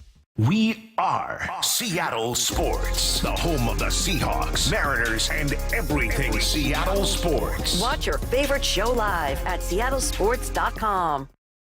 Two things you're looking at when you're shopping for a new car or SUV: choice and exceptional deals. Visit our friends at Mazda of Everett and you'll be satisfied with both. Which Mazda moves you? Find out at Mazda of Everett. Choose from over 600 new Mazdas in stock, and right now they're offering 0% financing on all new Mazda CX-5s, CX-30s, CX-50s, and CX-90s on approved credit. Need more reasons? They also treat you like family and want you to drive away happy. See for yourself at MazdaofEverett.com. It's football season, and that means colder weather is on the way. If it's time to update your windows and doors, talk to Pella Windows and Doors of Western Washington. Local owner Keith Dashafee has a great deal just for you. That's right, Steve. Now you can get 20% off qualifying installations or 0% financing for 24 months with equal payments. Just schedule a free consultation with Pella Windows and Doors at PellaPNW.com. Thanks, Keith. Check out the unbeatable selection of windows and doors today at PellaPNW.com. That's PellaPNW.com. It's Fight Night, live boxing at Emerald Queen Casino Event Center. A full evening of boxing action, Saturday, October 19th. Make it a destination event. Tickets at emeraldqueen.com. Don't miss this evening of pure excitement, the best in professional boxing. It's Fight Night, October 19th at Emerald Queen Casino, the entertainment capital of the Northwest. 21 and older. Need gambling help? Call 800-547-6133 or visit emeraldqueen.com. The seasons are changing, and if you're thinking it's time to change what you drive, the incredible team at Toyota of Kirkland will get you charged up with the BZ4X. Toyota's all-electric crossover SUV features an estimated range up to 252 miles, getting you where you need to go. Test drive the BZ4X at the electrifying showroom at Toyota of Kirkland and take it home the same day. Visit in person today at Toyota of Kirkland or online at toyotaofkirkland.com. O'Brien. From the Quantum Fiber Studio. This is Brock and Salk. Weekdays 6 to 10. On Seattle Sports and 97.3 FM HD2. Things are rough right now, Brock. Things are rough. 1-6 so far on this road trip with 2 more in LA to come. Things are not good here in Seattle, and who better to bring on than Jeff Passan, ESPN. Jeff, good morning. How are you? Feeling a little wet blankety these days. Yeah, I think we all are. Things are a little wet blankety for a team that, since whatever the date is, about 2 months ago, has the second worst record in the league. How is that even possible? Hold on a second. I found that last night. I'm shocked that I was literally getting ready to say that right now. The baseball reference page pulled up because they have this thing where you can go to up to this date and after this date. And I wanted to see what the Mariners have done since they had the 10-game lead. And you're exactly right. Since the 18th of June, the only team in baseball that has a worse record than the Mariners is the Chicago White Sox, who are going to probably set a record for futility in baseball history. The Mariners are 20-31, and the wild part about it is they only have a run differential of -1. So it's not like they're getting blown out. What that tells me is that, hey, they're pitching pretty well and they just can't hit. And the way that has manifested itself over the last, I'm going to say the last week, but in reality the entire season, is the defining characteristic of this Mariners team, which is incredible considering how great their pitching is. That should be the defining characteristic of this team. I mean, simple enough to say this is a 100-win rotation and a 100-loss offense. Is that fair? I think you put it really well there. I mean, we're talking historically bad batting average. We're talking historically bad strikeout rate, threatening to be the worst batting average ever. That belongs to the 1968 New York Yankees at 214. The Mariners at 215. Not just threatening to have the most strikeouts ever. This team is going to end the season with the most strikeouts ever. They're striking out at 27.8%. In a full season, the highest going before that was the 2021 Cubs at 26.7%. That's not going to change over the last 6 weeks unless something drastic happens or the Mariners, import new players from God knows where, because they can't at this point.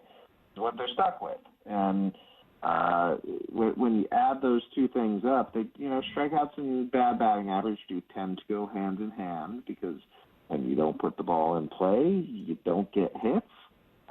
So the ugliness, it is likely to continue. And I caution people against making judgments when a team is at its nadir, as I do when it's at its apex. And so I don't think the Mariners are as bad as they look right now, but what they've done is dig themselves a hole from which it's going to be really, really difficult to get out of. And they've got 6 weeks left to do it, but the clock is ticking, and the team that's ahead of them in the standings right now looks really, really good. Yeah, obviously the Astros have locked in and have played some really great baseball here over certainly the last couple of weeks, but really the last couple of months, probably since that same June 18th date. You could run the numbers. Since that same day, Mike, they are 35-16 over the same period. The Mariners are 20-31. I mean, really remarkable, the difference on whatever the heck happened on that day. So what do you do? I mean, if you're Scott Service, if you're Jerry Dipoto, if you're John Stanton, what do you do now, or do you just sit and wait and hope it turns around? I think there are different answers for the different people involved there. I think if you're Scott Service, you are scrambling and doing everything you can to get this offense going, because there is a universe in which you lose your job, right? I mean, we've seen this before. It doesn't happen very often, but, Ned Yost getting fired in Milwaukee is the Brewers were collapsing toward the end of the season as a last measure to try and get some sort of change. If you're Jerry Dipoto at this point, there's nothing you can do with the actual roster, and you do wonder, is John Stanton looking at you and saying, hey, for all the great that's been done with the farm system, and it is, it's objectively great, and for all of the good player development stuff that they have figured out over the last half decade, is the inability to put together a representative offense, not even like a good offense, but one that's just average, is that the sort of thing that's disqualifying for this job? And if you're John Stanton and Chris Larson, I think you're looking at this and saying, should we spend some money maybe? As much as we have, as much as we're going to put this on the front office and the manager for not getting the best out of this, maybe this is on us as well. There needs to be an entire a self-assessment within the Mariners organization about why they are where they are right now. Because I still do believe that the future is bright, but I do think that this season and the inability to take this pitching staff and turn it into even a playoff, I'm not even talking a World Series appearance, like a playoff appearance. You can't do that. Something's wrong. And everyone to ask themselves, how did I contribute to this? Including, by the way, the players who are the ones who are on the field and who simply are not performing. I think there's a lot of great points made in there, and to looking at everybody who's played a role in it, and don't see this as me picking at one part that I disagree with, but one little piece in there is the money spent. Yes, they should and could spend more money. But money doesn't explain why Justin Turner, who was hitting 257 before he got here with a 724 OPS, is now 196 and 580. It doesn't explain. I know they're short sample sizes. That's exactly. It's small I know that. But at the same time, watching Ty France go to Cincinnati, and after having an OPS of 662 here this year, it's 834. I mean, like, you can't write some of these things. Ty France, who has no power, has 3 home runs since getting to Cincinnati. Just like, I'm not even blaming anybody for this. Just how the heck does that happen? Baseball, but also does it go back to, they brought in Brant Brown and then they fired Brant Brown, and they, there have been at least among some players complaints about, like, who's our hitting coach, like who's in charge of the offense. They have people rotating in and out pretty regularly, and when players are struggling, they want stability, and I don't know. I understand if Brant Brown isn't working, getting rid of him is probably the right thing to do, but what sort of effect is that going to have on the hitters? Sometimes a shakeup is not always a good thing, and sometimes it can be, for some particular guys, better to just have the guy stick around even if he's not working for everyone. And I think these are the sorts of things that the Mariners are going to need to look at in the offseason. It's hard to do it in the middle of the year, man. Really hard to do it in the middle of the year, and to change approach when it's not working. And some guys manage to do it. You go to a new organization, you see something different, you hear a new voice, you unlock something. The Mariners don't have that right now at the big league level. I think one of the more challenging pieces of data and indictments is the fact, and we've talked about this over the course of the year a little bit, Jeff, is the fact that last year you and Minnesota, Minnesota was 1, you were 2. Minnesota set the all-time record in strikeouts, and Minnesota went about this offseason, and their plan was, we got to fix this. We got to rectify this. This isn't good enough. We can get to playoffs, but we're not going to win a World Series. Can I actually?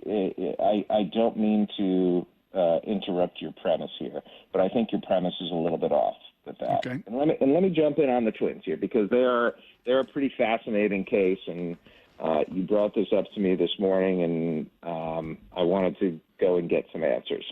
The Twins did not come into this offseason saying we need to rectify our strikeout problem. The Twins came into this offseason saying we need to get better hitters. And so what they did is they replaced Joey Gallo, who happens to strike out a lot, right? Mm-hmm. And Michael A. Taylor, who also happens to strike out a lot, with Manuel Margot and Carlos Santana, who do not. And the way that it was put to me was this was not like a conscious effort to go and get guys who strike out less. There's also been some regression to the mean with players. But there's also this embrace there of, if Matt Wallner is striking out 39% of the time, but slugging 560 and getting on base 39% of the time too, that's okay. Like, we'll take that. I think, Brock, what this comes down to is very simple. It's okay to strike out if you're good. It's not if you aren't. And the problem with the Mariners this year is that their hitters have been disproportionately striking out compared to the production that they're providing. They have you can earn the ability to strike out 30+% of the time by slugging 500. There's no one on the Mariners who's slugging higher than 425, I think, at this point. It's just a team of mediocre hitters who stink at making contact with the ball and who are happy to watch third strikes go by. And that's an approach thing. And that is, to me, that's where it gets back to the coaching, right? And that's where it gets back to the approach. That's something that the Mariners do have to change. But going out and targeting guys who don't strike out just so you can lower your strikeout rate on your team, no. You have to target guys who are going to hit and make that the priority. And you can argue that they've tried to do that, whether it's Colton Wong, who's hit historically, or Polanco, who's hit. You know, we can go on and on about the guys that they've brought in who have hit, and then, Mitch Garver, who have hit, and then just stopped hitting when they got to Seattle. At the end of the day, you can strike out a lot and be a really good team. What you can't do is not hit for power and be a really good team. And that's what the Mariners are. They're a team that does not hit consistently for power and strikes out, and that is a deadly combination. I feel like that's what I've been trying to say, but Jeff said it a lot better than I have. Anyway, let's move on from the lineup, because obviously it's terrible. And where to? Yeah. What's to be I'm serious. What's to be said at this point other than this lineup is sinking what should have been a special The year? only thing I would say, it is. I mean, that's an obvious point. I'm not going to tell. I'm not sitting here and bringing something else up to say it's a bigger issue than the lineup. But I had kind of come to believe in the last few years that the Mariners had cracked the reliever code. That, the up again, down again. The Mariners crack the code. They're bringing in guys. They fix guys. They take guys from somewhere else. They get them here, and everything works out. And it really seemed true. Yeah, their bullpen's been bad.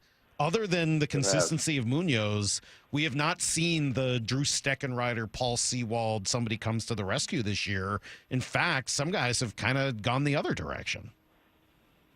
That's a very astute point. And it feels like watching Mariners games and looking at Mariners box scores recently, there's been a lot of relief implosion.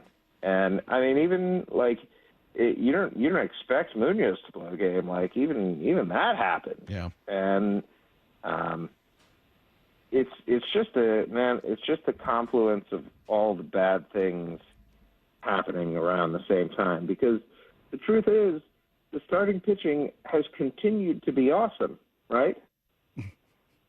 Yes. Historic. The starting pitching has done its job. Brian Wu. We were talking about the best pitchers on this team this year. I know Brian Wu doesn't have the innings, but on a per-inning basis, Brian Wu's been the guy. And doing that with the other four in this rotation, this really is, guys, one of the best rotations I've ever covered. In my 20-plus years of baseball, I'm going to look back and say the 2024 Seattle Mariners were about as good as it gets in terms of starting pitching. Don't even say that. You're just making it worse. Honestly, it's like throwing salt in the wound to hear that.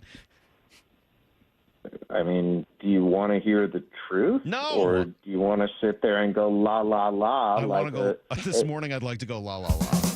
Jeff Passan, the wet blanket, raining on parades, harsh and buzzes all day. They're going to have bad years coming up. Jeff Passan, the wet blanket. You're being a wet blanket by being positive. It's unbelievable. Honestly, it's a real gift that I have, man. All I could say is just imagine being one of my kids. No, I'm out on that. I don't want to imagine it at all. I'm all set. I'm a good father. I keep telling myself that. But we look at what this bullpen was supposed to be. Gregory Santos, Matt Brash, like you've got a bunch of guys back there upon whom you're relying when they shouldn't be the guys. And you're right. The depth. I would say Austin Voth has kind of been that guy, right?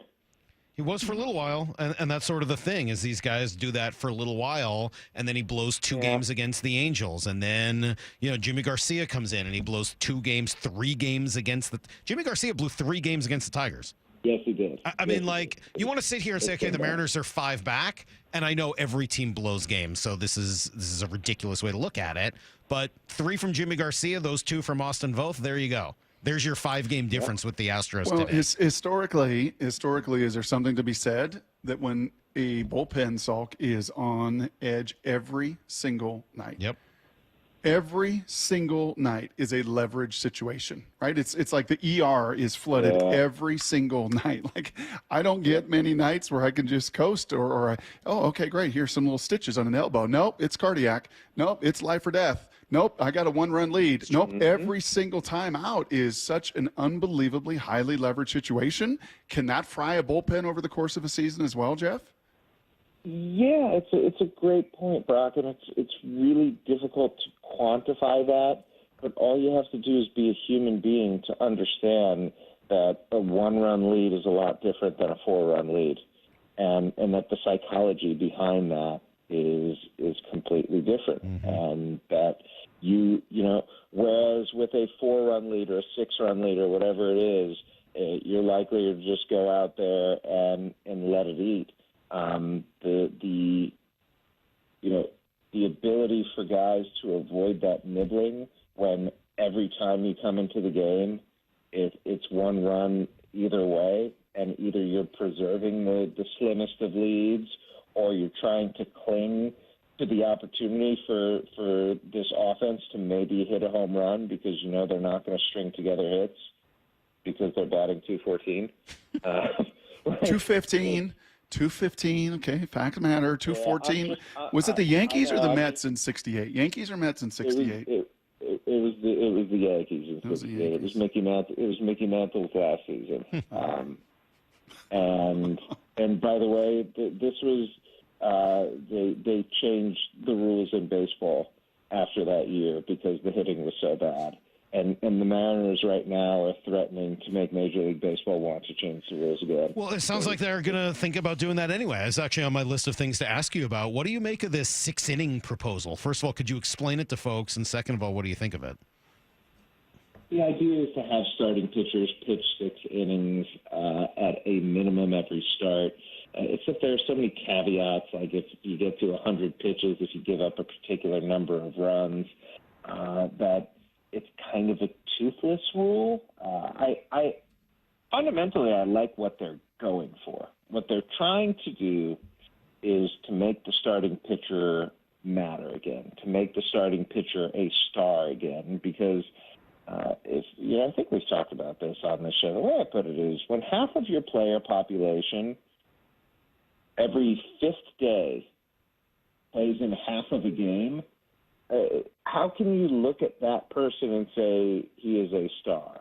It is taking away the ability for Major League Baseball to make stars, which is, frankly, I think the only chance they have at competing in the modern media and sports landscape. And to minimize the ability for pitchers out of fear of arm injuries that they frankly don't know about. Like they are, Major League Baseball teams tend to operate from a position of let's pull back rather than let's challenge guys or try to make them better. And this is MLB as a league suggesting that, hey, maybe this is stupid and we should try to mitigate that through legislation. I don't think it's going to go through. I don't know that it's going to work, but I think the idea behind it in making the starting pitcher a great priority in the game and somebody who should go deep into games matters. It's funny. I saw it so differently, Jeff, when I first heard about it. That's a really interesting way of looking at it because it sounds like another proposal to force pitchers to not throw max effort for as long. And in theory, I would think that would help offense because the pitcher knows he's got to go at least 6 innings, and so he's trying to conserve some level of energy. Yeah, the problem with that is if you have the 100-pitch rule in place, guys are just going to train themselves to throw max effort for 100 pitches as opposed to 90. That's my issue with this idea is that it's going to change behavior, or that the belief is it will change behavior when I do not think it will. Hey, Dennis Allen, coach of the New Orleans Saints yesterday, Mr. Pass metaphor for his team, at which point he had to kind of ask for the definition of what a metaphor is exactly. Do you have a metaphor for the 2024 Seattle Mariners? The 2024 Seattle Mariners are the team that they went up to the high dive and they were standing on top looking down at this great world below and all of this possibilities, and then they walked right off the edge and fell in and hit really hard at the bottom. Well, that's not a very comforting analogy or metaphor. That's a very depressing one, to be perfectly honest. So I don't know if this is going to make it any better. But Is it appropriate, though? It was definitely appropriate. I don't think anybody's arguing with you today. Yeah, we're all wet blankets today. Jeff, last question, just because I do want to state it directly. Is there any point at which you would consider making an in-season change at any of the key decision-making spots for the Mariners? Front office, no, that's not going to do anything. Manager, you have to be considering it at this point, yes. But there's enough going on there that I do not know about where I'm not sure how big of a boost it would be. I think it ultimately comes down to the Mariners front office asking, will getting rid of Scott Service or somebody else in that clubhouse make a clear and demonstrable change? And unless the answer is an obvious yes, I just don't know that it's worth it. Appreciate it. Appreciate the answer, and a lot of really great stuff from you today, Jeff. As always, we'll do it next Tuesday. Thank you so much. Make sure not to go off the high dive, please. Okay, goodbye, Jeffrey. There you go. Yeah, we got a little Greg Louganis problem here, unfortunately. Yeah. That's sort of what they did, whacking the back of their head right on that high dive board.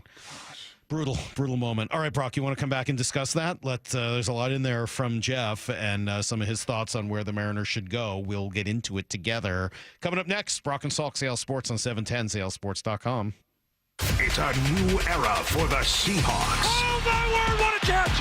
What a catch by JSN! I always expect us to go out and play hard and play physical and be clean. I would think he's going to come in and be pretty disciplined about this is what we're doing, man. A new season kicks off September 8th when the Hawks host the Broncos at Lumen Field. Touchdown, Seahawks! The Seahawks defense, they awaken the crowd at Lumen Field. We are Seattle Sports, the home of the Seahawks. Want to listen to Seattle Sports on your smart speaker? Hey, smart speaker, play Seattle Sports. This message is powered by the EQC Sportsbook at Emerald Queen Casino. Emerald Queen Casino, the entertainment capital of the Northwest. Safety comes first. When money is tight, Buc-ee's has you covered with no credit financing. For oil changes, wiper blades, brakes, tire rotation, tune-ups, and factory maintenance. It's Buc-ee's Complete Auto. No appointment needed and financing's available. Check Buc-ee's.com for the location near you. The Puget Sound Boys and Girls Club means a safe place for our kids to grow, to have fun, to build relationships, and become themselves. Because of partners like Boeing, we're able to do a lot. It's super exciting for our kids to know that Boeing volunteers are here to help them, to have fun with them, to create good experiences. It provides a brighter lens for their future. Hi, I'm Scott Rirucka, CEO of Legacy Group Capital based in Bellevue. With rising interest rates and banks and credit unions continuing to tighten, the demand for our private portfolio loans has never been stronger. Therefore, for a limited time only, Legacy's Opportunity Fund is paying 7% interest on short-term cash with just a 90-day commitment and a 30-day notice to withdraw. It's the perfect place to park your short-term cash. And at 7%, I would challenge you to find a better short-term opportunity in the marketplace today. Don't let your short-term cash sit in a savings or money market account when you can get 7% with Legacy's Opportunity Fund and join the over 800 local investors with over $200 million invested. Act now to receive Legacy's Opportunity Fund one-time offer of 7% on short-term cash. Visit Legacy Group Capital at legacyg.com. That's legacyg.com. Legacy Family of Funds investments are available to accredited investors only. 7% APR is current rate for the Legacy Group Capital Opportunity Fund. Terms and conditions at legacyg.com. 1877 Cars for Kids. KARS Cars for Kids. 1877 Cars for Kids. Donate your car today. Donate today at carsforkids.org. That's cars with a K. Your car can be picked up as soon as the next day. Receive a tax deduction and vacation voucher. 1877 Cars for Kids. Donate your car today. Now accepting donations of land, homes, buildings, or any kind of real estate. Did you know about the Senior Farmers Market Nutrition Program? You can get an $80 benefit card to spend at local farmers markets. Use it to buy seasonal fruits, vegetables, and honey. Just bring your new SFMNP card with you when you shop. When you make a purchase, the grower will scan your card. Then you'll confirm the purchase with your PIN. You're all set. Enjoy those tomatoes. Thank you, I will. Find participating markets, local contacts, and more info at seniorfmnp.com. That's seniorfmnp.com. I'm here with my friend Mark Clymer from Wayscar Ford, Isuzu in Auburn. Mark, is now the best time to buy a new car? Well, it absolutely is right now because we have our factory invoice sale going on right now, which means you're going to pay what we pay. And this is on all our 24 model vehicles, basically, everything except for Raptors. So we're talking F-150s, Rangers, Mavericks, F-250s, Explorers, Escapes, Expeditions, you name it. These are brand new 2024 models. They also come with our lifetime powertrain coverage and 5 days or 500-mile, 100% money-back guarantee, so you can shop with total confidence. There's no negotiating, nothing. You pay what we pay. We're overstocked right now, and we need to make room. We have a lot more vehicles coming in. So, yeah, you're right. If you've been putting it off and you're looking to get a new Ford, for a limited time, we're having our factory invoice sale. You pay what we pay. Take the hassle out of car shopping. You know you're getting a great deal at Wayscar Ford, Isuzu in Auburn. Wayscarford.com. eBay Motors is here for the ride. Go ahead, feel your engine. Admire that perfectly installed exhaust. Your vehicle's moving along this freeway like it was made from fresh installs and a whole lot of love. With eBay Motors, you get over 122 million parts to keep it running. And with eBay Guaranteed Fit, they'll be the perfect fit every time. Plus, at these prices, well, we're burning rubber, not cash. Keep your ride or die alive at ebaymotors.com. Eligible items only. Exclusions apply. As a roofer, I don't have time to fail. Homeowners rely on me, so I rely on Beacon. Beacon's unique network of branches work together to get me what I need when I need it. And with the Beacon Pro Plus app, I've got the brands I depend on, like GAF, right at my fingertips. Now through September 15th, purchase high-quality GAF with Beacon Pro Plus and earn up to $1,500. Go to BECN.com or download the Beacon Pro Plus app today. Beacon, always building. Let's go! This is Seattle Sports. Streaming through the Seattle Sports app. KIRO AM Seattle. KIRO FM HD2 Tacoma. Home of the Seahawks, Mariners, and everything Seattle sports. Give me a freaking auto! From the Quantum Fiber Studio, this is Brock and Salk on Seattle Sports. Brock Ewert is my hero. Jay Buhner just punched me in the kidney. Brought to you by Simply Seattle. We're going to accuse you of manager. That really worked that way, Sherm. This is a show that has my name on it. It kind of does, though. Now, here are your hosts, Brock Ewert and Mike Salk. Hello! Says, how about this metaphor, borrowing from Shakespeare, full of sound and fury, signifying nothing. I don't know if that's quite a metaphor, but I appreciate the comment either way. Jeff Passan just joining us a couple of minutes ago, Brock, and asked him specifically and straight up, do you make it some sort of a change? Do you do something drastic in terms of your leadership or decision making at any point this season before the year ends? And I think he's pretty clear. There's no reason to do that in the front office because the front office isn't doing anything right now. So, if you're going to make a decision there, then it would have to come more likely in the off season once you have time to sort of think about it. And we do have some sound from Ryan Divish yesterday from Wyman and Bob saying that both Jerry and Scott are at the end of their deals from what he's heard. So that may be a conversation more for this offseason. But would you consider making an in-season change? Front office, no, that's not going to do anything. Manager, you have to be considering it at this point, yes. But there's enough going on there that I do not know about where I'm not sure how big of a boost it would be. I think it ultimately comes down to the Mariners front office asking, will getting rid of Scott Service or somebody else in that clubhouse make a clear and demonstrable change? And unless the answer is an obvious yes, I just don't know that it's worth it. And I tend to agree with him. I don't know why that would necessarily be worth it. I'm not sure what you would get out of making that kind of a change. I don't see how some of the problems are really Scott's fault.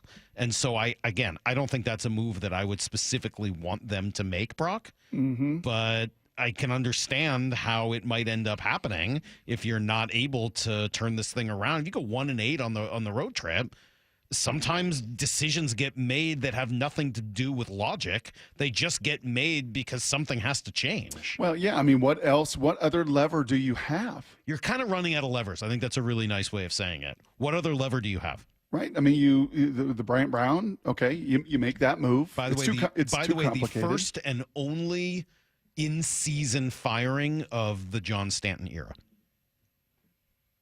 Bryant Brown. Of a positional coach or anyone on the staff. Anybody. Okay. Yeah. So you pull that lever because it's too complicated. Guys are too in their heads. Yep. Guys are too analytical. Yep. Guys are on their iPads. Guys are, just so in between. They don't, they're just not absorbing the amount of information. They're not absorbing the process, whatever it may be. So you pull that lever, and for the first couple of weeks afterwards, it looked like, ooh, okay, guys are a little bit freed up. And then, well, the number's pretty clear from whatever June 19th to August 20th. Mm-hmm. Like this is not working. We're as equally locked up. We're not putting the ball in play. We're not doing any damage. We're not hitting the straight one. We're not hitting the soft one, right? We're hitting in a clip that is rivaling the 1968 Yankees as the worst in the history of this game. The 215 batting average to their 214. Right. So what lever do you have? No, by the way, we've tried to change personnel. You've changed players. We've changed players. We've sat players. We've brought players up. We've brought players down. Traded for new players. That's exactly right. So we've done all the personnel thing over those 50-some games to try to pull those levers. We've sat Garver for a period of time. We put Polanco on the IR. We've tried to rest guys. We've tried to, right? I mean, from a personnel standpoint, they pulled every lever from a personnel standpoint. So what do you have left? I don't know what other levers you possibly have. I think that's a really good point. That being said, I don't really feel like pulling that lever would change much. And that's what you don't know. I mean, that is what I would tend to agree with you on that side. I would tend to say is all of a sudden that lever being pulled going to infuse, as Jeff labeled these guys, mediocre hitters. And I think that was being kind, right? Is that going to infuse these guys now with the ability to process and to hit and impact their approach? I think you and I both, like last night, tried to put a bunt on the ground. Okay, it didn't work twice, but at least made that pitcher move. When Luke Raley did, I did too. Made the guy move, and as soon as he did it, the next guy up singled, and the next guy up hit the ball was Cal. Hit the ball super hard. Unfortunately, it went right at him. Just get them out of rhythm. Just put some sort of pressure on them. Just put some seed of doubt or some thought that, you are going to have to defend. You are going to have to do something, So I appreciated at least that. I think that's been a long time coming for some of these guys that can run, that are capable of doing that. And, I guess, would it work? Probably not. Logic would tell you no. Does psychology come into any play with that? I mean, you remember after the Seawald move last year at the trade deadline, there was quite an uproar. And certainly many of the veteran guys were like, dude, this sucks. And it sucks because it's on us. Like, we're the ones. We haven't played. We haven't produced. Our buddy is gone because of our lack of production, because we haven't done our job. One of our favorite guys in this clubhouse, one of our great overachievers, one of these just selfless team dudes is now no longer a part of this thing. And I don't know, did the Paul Sewald move in any way ignite last August? Logic tells you absolutely not. Probably not. Logic tells you absolutely not. But can you totally just flush that and say, hey, man, it didn't play, did it play zero role? And the guy's just looking in the mirror going... If the acquisitions and believing in this group by acquiring Randy Arozarena, Jimmy Garcia, JT Chargois, and Justin Turner at the deadline didn't have the desired psychological effect, I don't know what else is going to. And that's why I'm not going to put a lot of emphasis or a lot of belief in the whole psychological element of this for a few reasons. One, frankly, I think there's a little bit of revisionist history, and I think it's forgetting what Scott has done to get this team to this point. Where, quite honestly, this offseason, it looked like things were about to fracture, and Scott went on his world tour, brought the guys back from the brink, and was able to get this clubhouse functioning again, which it's done throughout this year without any major problem. Two, I think it ignores the previous times that this conversation has come up around town. And people say, oh, you got to fire Scott. You got to fire Scott. Scott's the problem. Get rid of Scott. Only to watch this team rattle off however many wins in a row or have a great month or whatever it is. I think that it's forgetting that he has, with his very specific approach of staying calm, of staying true to what he believes, been able to bring this team back from the brink any number of times. So I'm not buying that there's some psychological difference. We've seen them bounce back without making a move like that. In fact, we've seen it the better part of 3 years in a row until this season. So I'm struggling real hard with how that psychological effect is going to truly change anything. If you're making a change just because you think I'm frustrated and I have to make a change, okay. I mean, I guess sometimes you make an emotional decision, you move on from somebody, and you hope because you don't really have any other options left that maybe it will do the trick. And if you're doing that, fine. Like, I guess I can understand it. Because you have no other card to play. Right. I can understand just kind of looking at it and being like, well, I don't know what else to do, so I guess I'll do this and try to deal with it in a little bit more of a, in a more, not I don't want to say mature, but a more thorough fashion in the offseason when I can really look through everything. But if you're really planning to do it in the offseason anyway, why bother doing it now? Why not give the guy who's made it back from the brink a bunch of times one last opportunity to try to save it? And if he doesn't, okay, fine. And this is exactly what you were saying on Friday, Brock. Yep. He's earned the right to see the rest of the season. The challenge is you go on a road trip like this and you play so much lifeless baseball. Right? Yep, I do. I mean, I said those words on a Friday. I really do logically were they lifeless believe last that. night? I don't think they were lifeless last night. They couldn't hit. And that guy completely shut him down, but they played decent defense. They obviously bunted a couple of times to try to get themselves into it. They hit the ball hard twice, unfortunately, right at the guy. I didn't see that as lifeless baseball. Again, it wasn't good. I'm not justifying last night, but it wasn't lack of energy or lack of life. They just couldn't hit that guy. Not even close. Was it lack of energy the day before when they scored 10 runs against Pittsburgh? I didn't see a lack of energy in that game. I think you're referring to I'm referring to the 5 games that preceded that on this road trip and a 1-6 road trip in totality at a time where you have to have every one of these games and you have to have every one of these series. It really feels like you don't win every series from here on out, Salk. I don't see how you can possibly catch these Astros that are getting healthy, that are locked in, that are playing great baseball. They're playing some of the best baseball as you've played some of the worst baseball, unfortunately, over the last couple months of this season.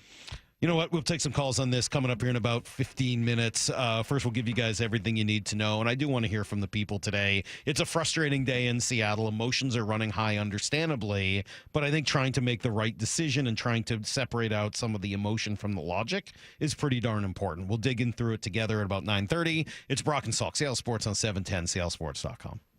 Seattle Sports, your home for Wyman and Bob. MLB announced yesterday that the Mariners will play the Mets in the 2025 Little League Classic. Matt and I were discussing back here if they actually played Little League kids in the Little League Classic. I was really confused. I thought Little League Classic, they're playing kids. That doesn't seem fair.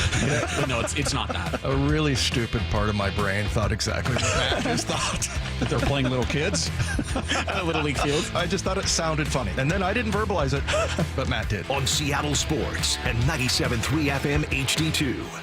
Well, I know many of you are just like me when you've got a bill that's coming due and you're just not anxious to open that email or that letter to see exactly what, well, in this case, your insurance premiums are doing, what your rates are looking like. Well, it's time for you to do what Molly and I did. Take the First Mark Insurance Challenge and go find out. We heard so many of these First Mark Challenge victories that save people thousands of dollars a year. We decided, why don't we take this challenge? It's totally free, and First Mark has saved us thousands on our premiums the last couple years. Here's how they do it. Here's how they go to work for you as your teammate. They fully analyze your current coverage, making sure you're not overpaying for the wrong coverage, and they will tell you flat out, listen, you got the right coverage, the right deal, the right price, and stick with it. But more than likely, you don't. And that's where, unlike you and me, they can go to the market. Dozens of major carriers they worked with to find you the best fit. And that's it. There's no stress. There's no confusion on your end at all. They're your teammate. And they spent the last 30 years helping thousands of families, including mine, successfully manage this complicated world of insurance. So don't wait a morning longer. Take the First Mark Challenge. It's totally free, and you might be the next First Mark Challenge victory. Just go to firstmarkinsurance.com. It's free. They're waiting for you. Firstmarkinsurance.com. First Mark Insurance, your teammate that does the work for you. Hey everyone, Jaden Schwartz for Techline Roofing. If your summer list includes 18 holes and a new roof, give Techline a call and we'll come out for a free inspection. Trust Techline. They shoot from the tips. I don't want to dig up my yard if I don't have to. That's why I hired O'Neill Plumbing. They're Seattle's trenchless plumbing pros. All rooter, all trenchless. Always professional, O'Neill Plumbing, since 1917. John here with Happy Hauler. We want to help get your unwanted items to those in need. Furniture and household items you plan on throwing away? We'll take them and prioritize donating and recycling, keeping items out of the landfill, and giving useful items a second happy home. Happy Hauler is Seattle's eco-friendly junk removal.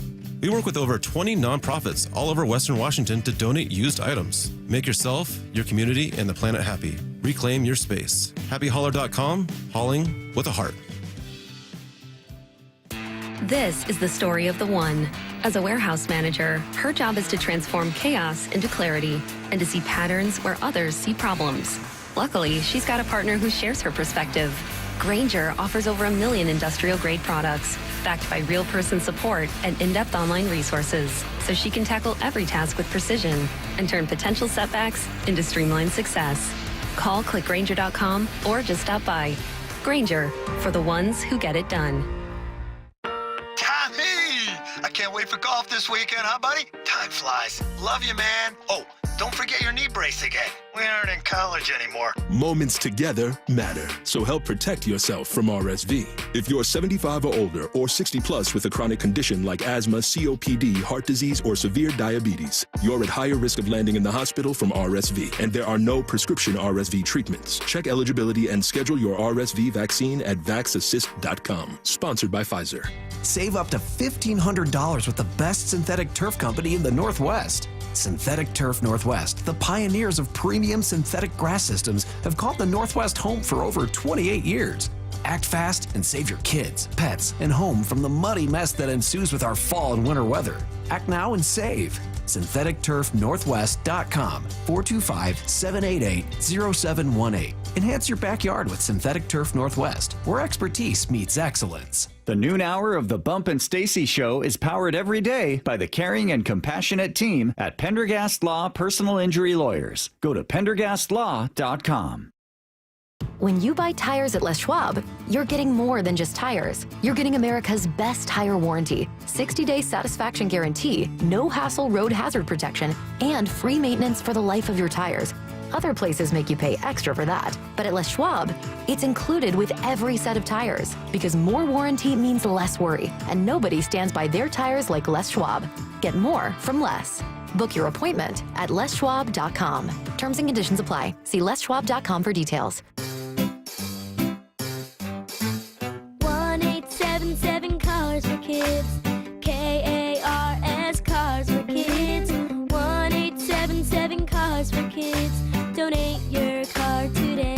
Donate today at carsforkids.org. That's cars with a K. Your car can be picked up as soon as the next day. Receive a tax deduction and vacation voucher. 1-877 Cars for Kids. Donate your car today. Now accepting donations of land, homes, buildings, or any kind of real estate. At Sound Pain Solutions, some of the most difficult cases we see are patients suffering from failed back surgery syndrome. Bill is an avid golfer, but his pain got so bad he couldn't play and was considering surgery. My back was killing me. I could not play any more golf. I could not walk more than half a block. I did not want surgery on my back, and I researched many different ways of getting this fixed. Behind that was horror stories from my friends who had back surgery, but it wasn't worth it, and I just made conclusion to that. There's got to be another way. I'm Dr. Mark Shelley, a chiropractic neurologist at Sound Pain Solutions. We were able to get Bill back on the course without the risk of surgery. We did this using non-invasive, FDA-cleared procedures like non-surgical decompression, laser, pressure wave, and bioelectrical treatments. Now, Bill is back to playing golf and enjoying life. Schedule a free consultation to learn if you qualify for our non-surgical and drug-free treatment by calling Sound Pain Solutions or visiting soundpainsolutions.com. Need to know. Brought to you by Ben's Plumbing, Heating, and Air. 15 minutes past every hour with Brock and Salk. Here's what you need to know. Up first. I want to say that yesterday felt like rock bottom, but honestly, it didn't. It was not their worst loss of the year, not even close. I mean, they're playing a good team, going up against a good pitcher, and unfortunately, they didn't do much. I think it was much better than some of the losses they've had over even the last week in both Detroit and Pittsburgh. But yes, it was yet another loss where you don't do anything at all offensively, just 2 hits, 0 runs. Guys are frustrated. You know, we have really struggled to do anything offensively on a consistent basis, and that's what it takes. You got to score runs, especially on the road. We have not done that. We've had some opportunities. Tonight we didn't have a lot, but when we did, I can't fault the guys with the effort. Once you square the ball up, you have no control where it goes. You know, we line out a couple times tonight. If those aren't line outs, we probably put 3-4 runs up there tonight. But, you know, it happens. We got to come back tomorrow and get after it. It did have a you got to be freaking kidding me vibe to it, right? As bad as things were, and again, you got to put up more than a couple of opportunities in a game. Bad luck will happen. But, of course, those 2 rockets would go right to the guy who won for a double play. Mm-hmm.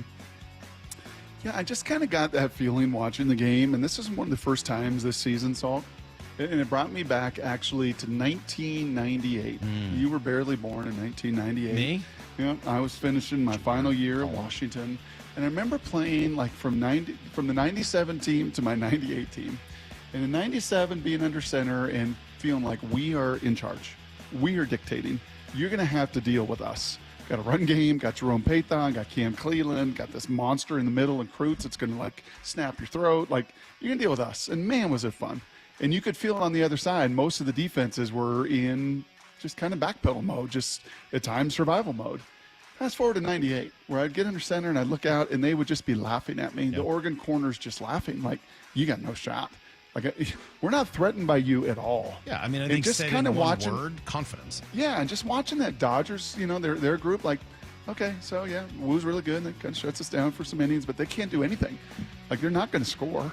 They can, you know, we're going to hit a home run or 2. We're going to win again. It's just, yeah, West Coast, Chavez, Ravine, laissez-faire. Like, we're good. We'll find a way. Because, you know, this group just doesn't threaten us. It's true in so many ways. I mean, I keep making the blackjack comp, but when you play blackjack and you're on a roll, you feel like you're going to get 2 10s every time out. Sure. And when things are going poorly, you're like, here we go. Another 16, just throw a king on top of it. Like, it is amazing how much confidence plays a role in it, and clearly it is affecting them right now. Astros win. They're playing with all kinds of confidence. They're now 5 games up. Game 2 LA tonight. Brian Miller, Walker Buehler. Here's the second thing you need to know. Seahawks still reasonably healthy with only 1 preseason game left to go against Cleveland this weekend. And, you know, the biggest challenge they've had is, I guess, Abe Lucas. Doesn't sound like he's going to be ready for week 1 of the season. Mike McDonald asked about it yesterday. Right now, I probably don't want to answer that question. Yeah, you don't want to answer it. Although, you know, it's worth noting that he had previously said that was the hope, that he would be ready for week 1. Yeah, and I think some of that comes about because the guys got to actually see him work out there in Tennessee, right? Some of the kind of video and the taping and the protocols that were in place in Seattle during training camp were not necessarily the same in Tennessee with the joint practice.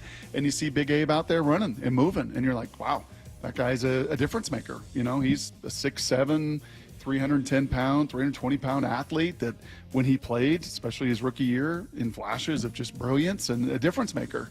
And then last year, a season just totally derailed by injuries, a significant patella injury, and you wondered, okay, is there a chance that he can come back? And they have slow played it, and everything that I have heard has been the same. We're going to look out for him. We're going to protect his best interest. This is a significant, can be career-threatening kind of injury, and we got to make sure we do everything right for Abe Lucas. Well, all the other news seems pretty positive. Jerome Baker should be ready for week 1. Dre Jones seems like he's got a minor thing.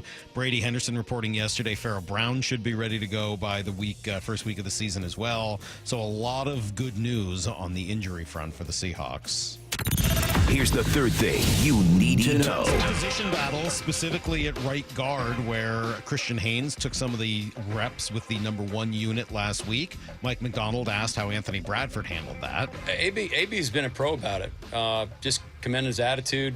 I think you've seen he's stacked a couple good practices and some good reps throughout the game. So, but we're still in it right now. So their competition's yet to be settled. Any chance when it's said and done that these two guys end up being the 2 starters rather than competing for one job and the veteran Laken Tomlinson isn't here? Probably not. No, I don't think so. I think Laken brings a skill set. I think he brings a resume and a background that you want. And then for young players that are still very much learning and growing how to be a pro, how to play, how to do these things fundamentally right that he can do. Yeah, I don't see Laken as one of those kind of veteran kind of cut moves at all. I think you want to have stability where there is some level of instability, certainly on that right side. I didn't mean necessarily week 1. Over the course of the year? Yeah, who knows? Wouldn't that be your goal? Wouldn't you want that to shake out that way? That those two guys surpass him? Sure. Yeah, that would be isn't great that thing. what you would love, is if your 2 young draft picks end up becoming your 2 starters? Uh-huh. That would be ideal. But there's a whole lot of experience on Laken Tomlinson that's going to make that a little bit of a challenge. And first and foremost, you want one of these two, Salk, to Heather wind it, take it by the hands. Take it by the hands. And take that job and run with it. All right, there you go. That's everything you need to know. 1/4 every hour here on the Brock and Salk Show. Yeah, Heather threw out a bunch of my stuff last night. I was kind of surprised by it. Like, I went to go take out the trash. Summer Salk ends, okay? Well, you can only have so much time on your own. Yeah, I went to go take out the trash, which is a bunch of your stuff. Well, you she told us the story in break. All right, she threw out two mugs, like Yeti style mugs. But like there was a mom mug and a dad mug that we had gotten, and she threw out the dad mug. Of course. And then there was like an all-star game mug from last year, which, came from the game itself. And so I saw them in the trash, and I'm like, you just throwing these out? You dig through your trash? No, they were on top of the trash when I went to go throw. I went to take out the trash. Gotcha. And I'm like, so just tossing my stuff? She's like, well, they were up in the cabinet. I didn't think they were being used. I'm like, well, I mean, they're not being used today, but I was a little surprised to only see my stuff in She's there. like, you don't even drink coffee. Shut up. Well, it's not for coffee. I drink. She doesn't drink coffee either. She still what has is this a 9 metaphor? million mugs. What is this a metaphor It's for? not a metaphor. Just thought maybe it was something you could ask. Like, I would have said, sure, go ahead, throw it out. But just throwing out my stuff without asking. World's greatest dad. Felt a little. Yeah, exactly. Yeah. Okay. Trash. Yeah. Thanks. Appreciate it. Just throw that right out. Okay. You want to open up the lines here, Brock? I do. And obviously everybody is always welcome.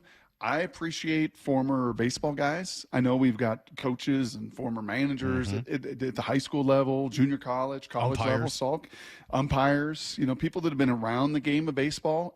So I'm not saying, hey, if you haven't, you have no voice in this, you have no opinion. Absolutely not. 866-979-3776. All calls are welcome. But I am curious, those that have been around baseball, played baseball, covered baseball, been at, like pulling this lever. That seems to be emotionally what a lot of fanatics want, which is we got to have change. This clubhouse is dead. This team is not playing well. I'm still going to stay on the other side of this one. I think what you're doing is trying to satisfy a mob and trying to satisfy people's anger, and I'm not sure that's a good way to run a baseball team. I'm not saying it won't happen. They might. Scott may very well get run at the end of this road trip, especially if they lose the next 2 games. But I don't think I would do it if I were the one in charge. I would absolutely allow this thing to play out. I'd give the guy the courtesy of that because I don't think pulling that lever is going to do much. But let's open up the lines. 866-979-3776. 866-979-3776. Where are you right now, Mariner fans? What are you feeling with 37 games left to play? It's Brock and Salk. We'll take your calls next here on Seattle Sports. Seattle Sports, your home for Bump and Stacy. The Seahawks dropped their Week 2 preseason game to the Titans, 16-15 on Saturday. What's the real headline? New rule, you don't get to complain about a preseason loss if you can't name me 5 players playing in the fourth quarter. That's right. That's a new rule. You should never complain about a preseason loss. That's fact. Unless you have your starting quarterback in there for 4 quarters and he's just throwing picks everywhere. It is what it is. This is eval. I think you celebrate the wins because they're wins, but you don't buy in too much to the loss. On Seattle Sports and 97.3 FM HD2. Average home has connected to their Wi-Fi network. Well, it's way more than I thought. I actually went home and counted how many connected devices I own, and it is more than a dozen, all to keep me connected to the good stuff. My streaming, my gaming, all my interneting, you name it. And Xfinity knows that the number of devices we have connected to our internet is growing by the year. That's why they engineered their gateways to handle hundreds of connected devices. Hundreds, for real. And now through September 21st, you can get 150 megabit Xfinity internet for just $19.99 a month for 12 months with a 1-year contract. Make sure your home Wi-Fi can handle everything you throw at it, and then some. Visit Xfinity.com, call 1-800-XFINITY, or visit a store to switch today. Xfinity, bring on the good stuff. Restrictions apply, requires paperless billing and auto pay with stored bank account. Equipment taxes and fees extra after promo, regular rates apply. Actual speeds vary, so make the call to 1-800-XFINITY. Hey everyone, Tom Nelson for Cressy Door. Since 1952, we've been installing garage doors for your home, building, or dealership. If you need Cressy Door service or a whole new set of doors, visit our friends at Cressy Door. Make your next garage door a Cressy Door. When a product is made better, it lasts longer. Sounds simple, but Toyota of Kirkland wants you to know it's actually savvy. With Toyota's certified program at Toyota of Kirkland, you can score a high-quality, low-mileage Toyota at a great price. Talk about savvy. The tremendous team at Toyota of Kirkland has plenty of certified inventory for you to come see, test drive, and take home all in the same day. Now that's truly savvy. Visit the Savvy showroom at Toyota of Kirkland today or toyotaofkirkland.com.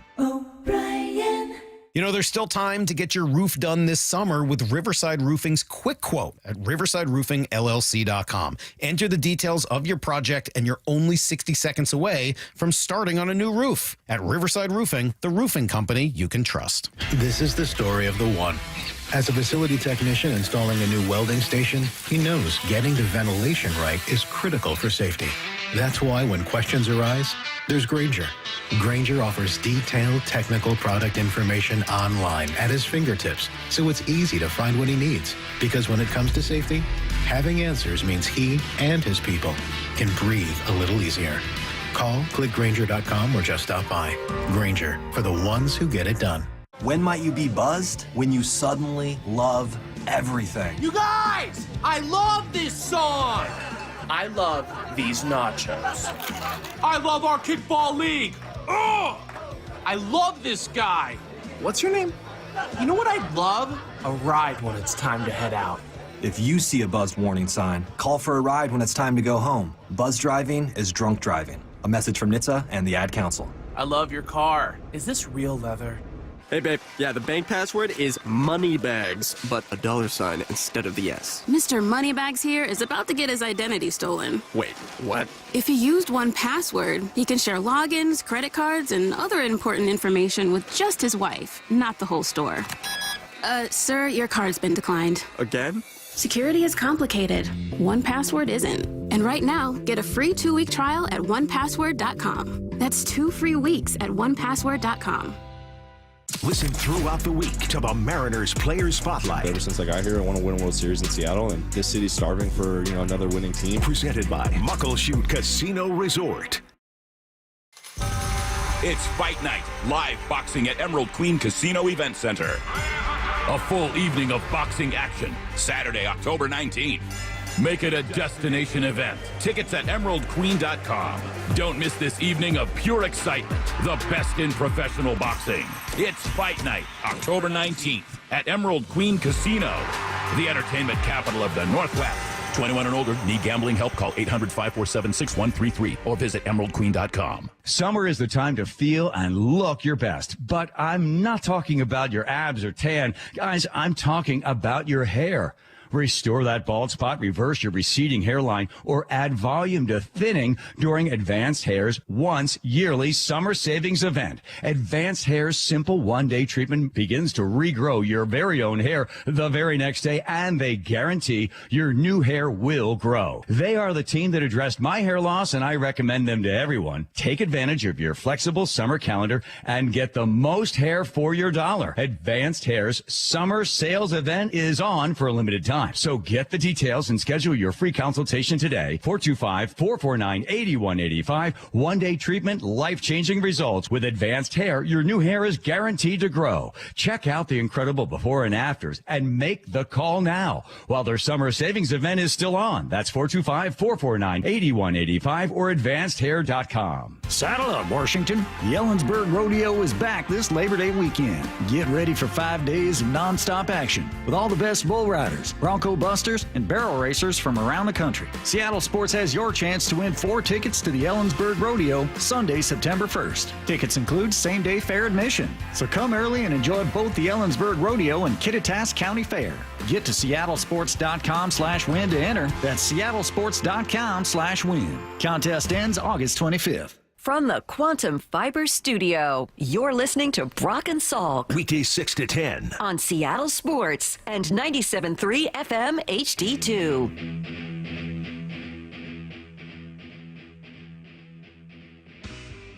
You need that white zombie to kick in. It's Brock and Salk, Seattle Sports here on 710, seattlesports.com. The old Seattle Sports app as well. A lot of conversation about that today. And we do have the phone lines, very full, Brock. 866-979-3776. I did find myself thinking about just the various iterations of the Brock and Salk show and how there was a time, kind of in the first Brock and Salk show, I think, where we would take tons of phone calls every day. You remember that? 2011, 12, every day on quarterbacks and football. And, then there were times where we've sort of gotten away from that. Obviously, for some amount of time, we were, working on the podcast where it wasn't a possibility. And now it's been nice sort of revisiting some of the calls and some of the people and some of the interaction. And certainly when tensions run hot, I do think this is a huge edge that sports radio provides. I may argue a little bit because I feel the way I feel, but I really think this is a great outlet for a fan base to talk through how they feel in the moments. And shame on us. And maybe he's on the phone, but for us last week to confuse one of our top 5 callers. I know. I mean, Roger emailed me during that segment. I didn't see it. I went on my email. Show ended, and I looked at my email. I'm like, oh man, we screwed that up. I knew Roger wouldn't call me out like that. And then hang up? Roger wouldn't do that to me. Roger in Tacoma? No. Wasn't it weird, though? He did kind of sound like him. Sound a little bit like Roger. Kind of weird, but it wasn't him. No. And I don't believe Roger would hang up on me. All right, you want to hear from the people? Sure. 866-979-3776. 866-979-3776. Let's start with Ed in Yakima. Ed, good morning. What's happening, guys? What's up? I say keep them together. They're just on a little bit of a, I don't know, they fell apart, but, it's keep them together. And maybe they get hot and they make the playoffs. We don't know. They got to get going, but I say keep them all together. Keep Scott. And, I don't know, get a new batting coach. They've unfortunately tried that so far this year, so they're on number 2. But so Ed's on the side of the final 36 games that I think you and I largely are on the side of, that this is the last lever to pull, but just logically and just intellectually just having a hard time trying to figure out why and how pulling this lever would infuse this offense in particular to do something that's not done for 2 months. Right? I mean, largely the course of this season, to be honest with you. What did Jeff mention? 27.8% strikeout rate? Yeah. Right? Which is going to be the highest in the history of this game. And then combine that without the pop, without the home runs, without the slugging, which you did have last year. You had a strikeout percentage last year, But you did have Teo and Gino and guys that could hit the ball over the fence that just unfortunately not happy with any consistency this year. How come you'll hear that argument from him but not from me? It's the same point I've been making over and over again. It is. It's often one of those things, Saul, it's the way that Jeff kind of frames it, the way that he kind of says it versus like the authority with which you've got to say it. He cut off your question in order to jump in and tell you that you were wrong. Well, I did text him earlier this morning but to he kind of ask jumped him. in, was like, Brock, let me just cut you off there and tell you that this is ridiculous. Let me tell you why your premise is Yeah, wrong. I never do that to you. I always let you finish your questions before It's saying great. they're ridiculous. And it was great. And his answer was solid, which is It's not you the gotta get good strikeouts. hitters. It's what you do when you're not striking out. You can live with the strikeouts if you're hitting for home runs and if you are hitting doubles and if you are walking a bunch, but they're not doing enough of those things. And so the strikeouts become a whole lot more pronounced. Yeah, it's brutal, man. 866-979-3776. Let me go to Jamie in Everett. Jamie, good morning. How y'all doing? How you doing, Brock? Go Vikings. Oh, doing good, Jamie. What do you got this morning? What are you feeling on this Tuesday morning? A little bit of frustration. I guess, what are we in our 9th year of this organization and management with DePoto and Scott Service, right? And I feel like we continue to make excuses. And I'm not – Scott's a decent manager, but at the end of the day, when things go wrong, where do we start with the problems? We got to go from the top on down. Maybe even ownership, but I'm not going to go there. It's not even about money. But they've been doing this year after year. Right, so DePoto sounds like a politician. Kind of, Jamie. Jamie, let me just cut you off. Kind of. They've been kind of doing this year after year. I mean, the one thing about the Service DePoto era here of these 9 years is that you can kind of break it into three-year periods. You've got the first 3 years as they were using some of Jack's players to try to make it to the playoffs, and they came a game or two short a couple different times. Then they cleaned house. They moved on from Seager and Cruz and Felix and Cano, and you have sort of the second era, 3 years of rebuilding, and now you're in sort of the third era where you're actually contending with Jerry and Scott's guys. I'm not trying to make an excuse. I'm just trying to provide a little bit more context for what it means when we say it's been 9 years of these guys. It has, but it's really only been 3 years of this group. I love your optimism. I think it's awesome, Salk. I really do. Honestly, Jamie, that's not optimism at all.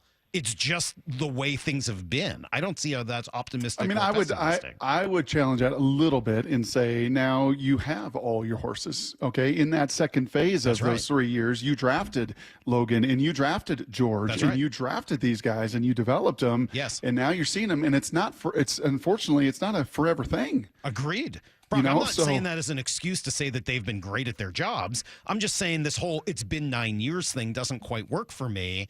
If you want to make the point, they've got their horses and it's still not working. Yes. I think there's a lot of validity to that. Yes. But don't tell me it's been 9 years. And kind of. It was 3 years. Then they trusted them to do the actual rebuild, which I still think was the right thing to do. Yeah, I think it has been the last 3 years of, the additions, unfortunately. If I got to kind of narrow this down, and Bump and Stacy did a pie chart of blame, yesterday and trying to kind of get to the source of this, which is just so impossible to do, which is why the offensive struggles for not a year or 2 years or 3 years. And I know they scored runs last year, but just consistency I think of if flow. you want to make a better argument about the length of time they've been here, I think the argument I would make is this. In the 2 eras in which they've been contending for the playoffs, the first couple of years and these last couple of years, they've not been able to make the moves to get themselves over the top. That twice they've been able to build a nucleus. The first one was more offense. The second one is obviously more pitching. They've been able to build a nucleus that gets you good, but they've yet to figure out a way to take that positive and turn it into great. And I think that's the biggest criticism I would have of this Scott, Jerry, et cetera regime is they've been really good at getting to the brink, not really good at getting over that point. Whether it was Jerry screwing up the deadline before the Cano deals, whether it was, the couple of other little implosions, et cetera. There's a lot of examples of that. You know what? And there's a lot of examples in this market and in every sporting market of coaches and regimes and programs that get you to good. But to get from good to great, I mean, Steve Sarkisian year after year, it was an 8-win, it was 8-win, it was 8-win Sark, it was 8-win Sark, it was 8-win Sark, right? It was Dennis Erickson. And Brock, that's a perfectly valid conversation to be had at the end of the year. Yep. I don't see that as a 40 games, 35 games left to play conversation. If we want to talk about whether or not this is the group to take you over the hump, that's a really good conversation to have in October if they don't make the playoffs. Yep. I don't see how having that conversation today changes what you're going to do in the last month plus of this season. 866-979-3776. Go to Becky in Seattle. Hi, Becky. Good morning. Hey, good morning. I am just thinking what kind of effect the fans can have here. I feel very powerless as a viewer. Is it attending the games to cheer on the players? Is it not attending the games to boycott and make a message to management or ownership? You know, what if anything, can we play a part in all of this? Yeah, and you've certainly seen, Becky, an outpour at times of, at least on the social media channels of let's give this guy a standing ovation. You know, let's be there for Julio. Let's be there for Garver. Let's really try to be supportive in a way that fan bases typically and fanatics typically aren't, right? And I do think that this fan base is so thirsty. It is so thirsty to get over that hump. You know, when you hear Jeff Passan say in his 28 years of covering baseball, he has never seen a rotation like this one. And that's that is the foundational core of what this whole thing was built on. Pitching. Jerry, a former pitcher, Scott, a former catcher. We're going to get where our pitching takes us. Yeah, you say it, but that's not how it was built the first time. I mean, before the rebuild, their problem was pitching. But that was, a roster and what they inherited and a Robbie Cano and the pieces that were right. There's some of that, yes. There was some sunk costs there and some moves not to be made, but they told you very clearly, George Kirby first round, Logan Gilbert first round. I mean, they told you, Emerson Hancock first round, that this is how this thing is going to be built.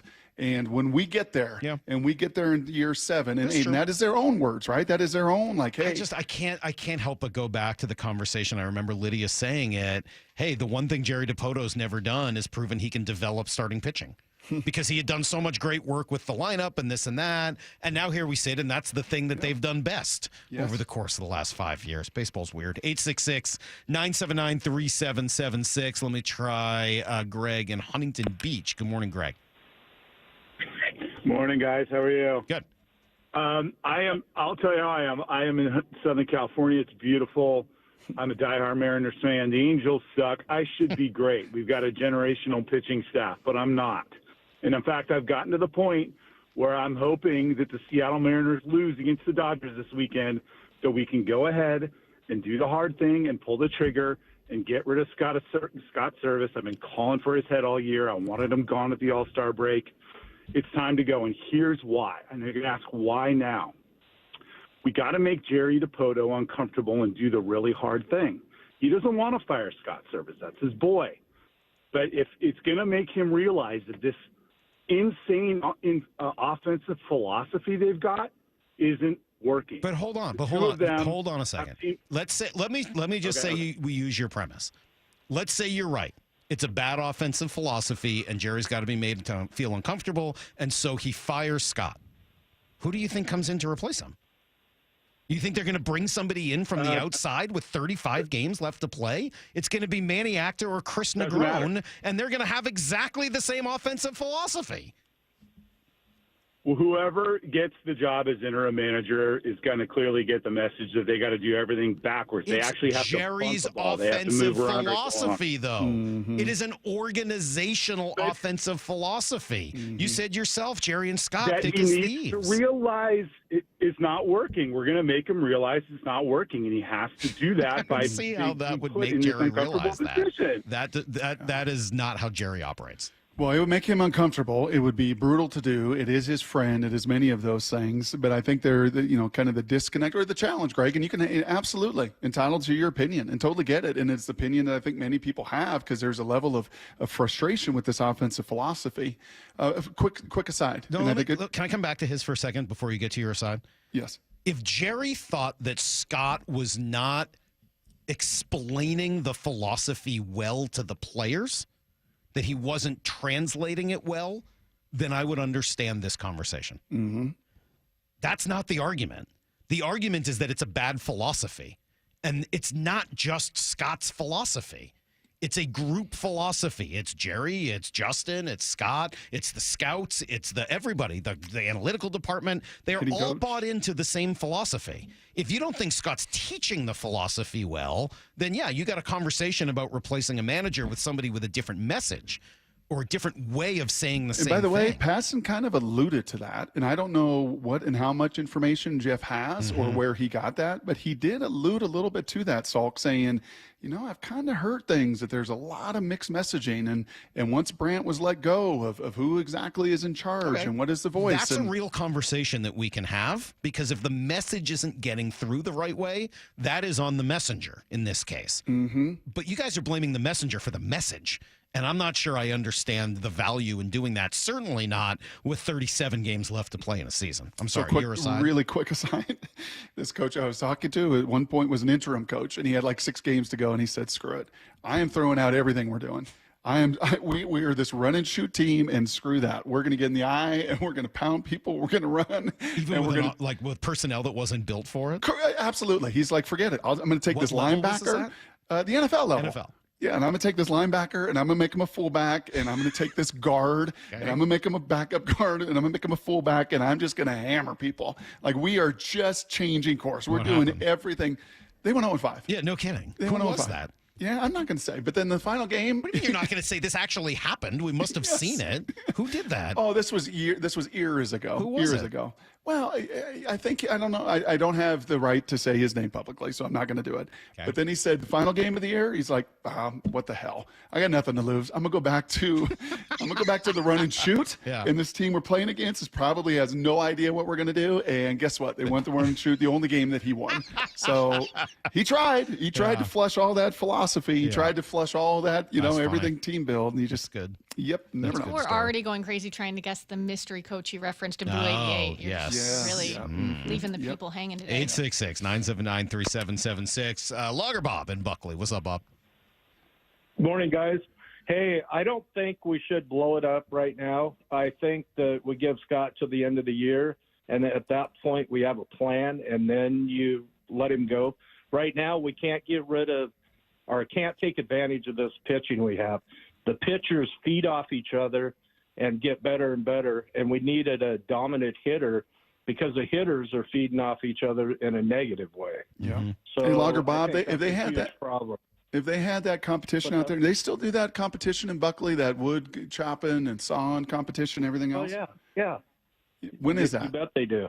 Yeah, when is It was a couple of weeks ago. Oh, You nice. missed it. Darn it. Okay. Always miss it. Darn it. I know. I think you've asked him that question like 5 times. Logger Bob, when he comes on from Buckley? I think every time you ask him the same question. Okay, great. Well, now I know. It's in early August. I'll never ask again. Thank you, Bob. Appreciate I'm it. going to be willing to bet you'll probably ask again. Well, this will be in 36 games. Depending on how this thing goes, it is going to lead. If Mike McDonald is an onion, from Charles Davis' perspective, this whole offensive philosophy thing and the whole it's an onion that they're going to have to peel back and understand and figure out what in the heck is going on. For sure. And they tried to do that last year. At least that's what we heard. And they brought in a new voice, and he lasted a couple of months. And then they went right back to doing what they've been doing. 866-979-3776. Got time for a couple more here. Let me try, let's see, Evan in P-Town. What's up, Eric? Good morning. Or Evan, excuse me. No problem. Thanks for taking the call. First, I just wanted to say really quick, shout out to Brock. I turned on the new Madden 25, and I heard his voice. I'm like, this voice sounds familiar. That's pretty cool. But going back to the Mariners and everything, I think they should, management, booty, the ownership's terrible, but you can't do anything about that. So I think they need to get rid of Jerry. I think he manages money poorly with the players that he gets with the money he's allocated to use. And then I just don't think Scott manages the roster very well personally. So I think ride it out, maybe some miracle they make the playoffs. But at the end of the season, I think they should kind of start over and see if they can get Julio Rodriguez some help. So He's just not sitting there to die every game. Yeah, I where he's appreciate the just call, Evan, unprotected and I don't know whether that's really been the case with Julio this year, but that's neither here nor there. Again, what I hear him saying is this is a really good conversation for the offseason. Yep. I know we live in an instant gratification world, and when we get angry, we want people punished. But I don't see how it actually. What did Jeff say? If I thought that it would make a difference, I would think about it. I'm with you. If I thought it would help the Mariners make the playoffs this year, guys, I'd be right here sitting there with you going, "Yep, time for a change." I don't think it would help the Mariners make the playoffs this year. And so if it's what will help the Mariners make the playoffs over these final 36 games? What will help these guys take a step and do things offensively that they've not really largely been able to do for 126 You're not going to like my answer at all games? because my answer is off the beaten path. Obviously, the offense is there, but I think they got to pitch better in the later innings of the games. I think their bullpen has been hugely problematic. And I think Saucedo shouldn't be up anymore. I know that Spire has had whatever sort of injuries he's had this year, and I'm not high man on Gabe Spire rather, but I can't keep watching Saucedo come into these games. He's not a good pitcher in the major leagues right now, and I don't see why he continues to be run out there. This bullpen is totally fried. I totally get it. The numbers tell you that very clearly. I mean, they're fried. They are. And Jimmy Garcia's come in, and he unfortunately has thrown a little gasoline in the fire. I'm not saying it's the biggest reason the Mariners aren't where they should be right now, but I think it's the most underrated reason for sure. So you elevate Troy Taylor? I don't know what I do. I don't know. Who in all three outings has been just terrific and has got stuff that is. Have one tough one in there too. I don't have a good answer to you, Brock. I don't know. All right. I don't know the answer to it, but I do know that you've definitely got a problem there in your late innings, and I think that has hurt them almost as much as the offense. Well, the good news is you get a night to sleep on it and think about it while you're golfing today up in beautiful Cincadia, and then you can let me know tomorrow what your answers are. Yeah. What's your answer? Performances today. What is my answer? My answer is the next guy that watches strike three go by is not going to play the next day. To the moon. Yes. But that's organizational philosophy again. I mean, it's 12 strikeouts, and you're going to strike out, and if you swing and miss, God bless you. You can't hit. Okay. They don't want it. Great, but you have to make some adjustment when that strike zone. That's the philosophy. Okay, well, I'm just telling you. Then philosophically, for the next 36 games, when you get two strikes, so you want to change philosophies like the interim coach? Yeah, because I think it is so outside the box and so challenging that I would really like you to not watch strike three. The same thing that your pops told you when you were 10. The same thing that I told Titus. The game has changed since I was 10. The game has changed. They don't. That's not their philosophy. Whether I agree with the philosophy or not, that's not their philosophy. Well, the philosophy is clearly not working, and it's clearly not worked for a number of years. So if I got one shot at it, can we just please not watch strike three? Can you please try to waste a pitch? Can you please try to foul something off? Can you please make their life a little bit more difficult? I would because when 7 of 12 times you just watch strike three go by. It's hard for me to say that, though, while I'm sitting here every day advocating for Julio to just swing less.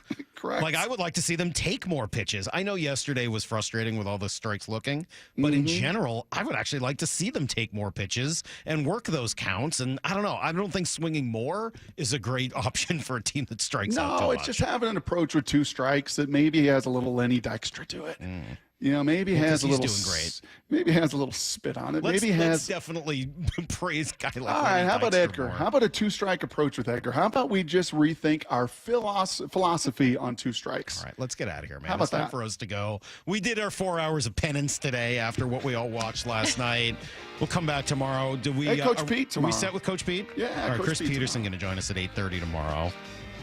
It'd be nice if the Mariners just came out there and scored like 7 runs against Walker Buehler tonight. Would that be such a bad thing? Just go out there and make our lives a little He's easier. not been great this year. No, he's he's coming really back struggled. from injury. He's really struggled. He sure has.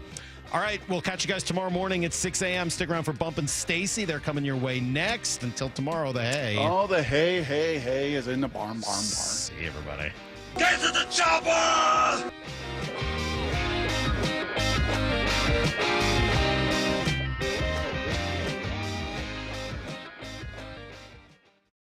Seattle Sports, your home for Bump and Stacy. Our confidence in the Seahawks defense is growing. Is it just scheme and how he was using guys that made your confidence grow? It's the scheme and the execution of the scheme, like the discipline of the players. It just feels different. It's tight out there. Guys are where they're supposed to be. They're flying to the football. There have been more turnover opportunities in the last 2 games than I remember in the last 3 or 4 games. And it seems like everyone is where they're supposed to be. You still got to make plays, but that's a great place to start. On Seattle Sports and 97.3 FM HD2.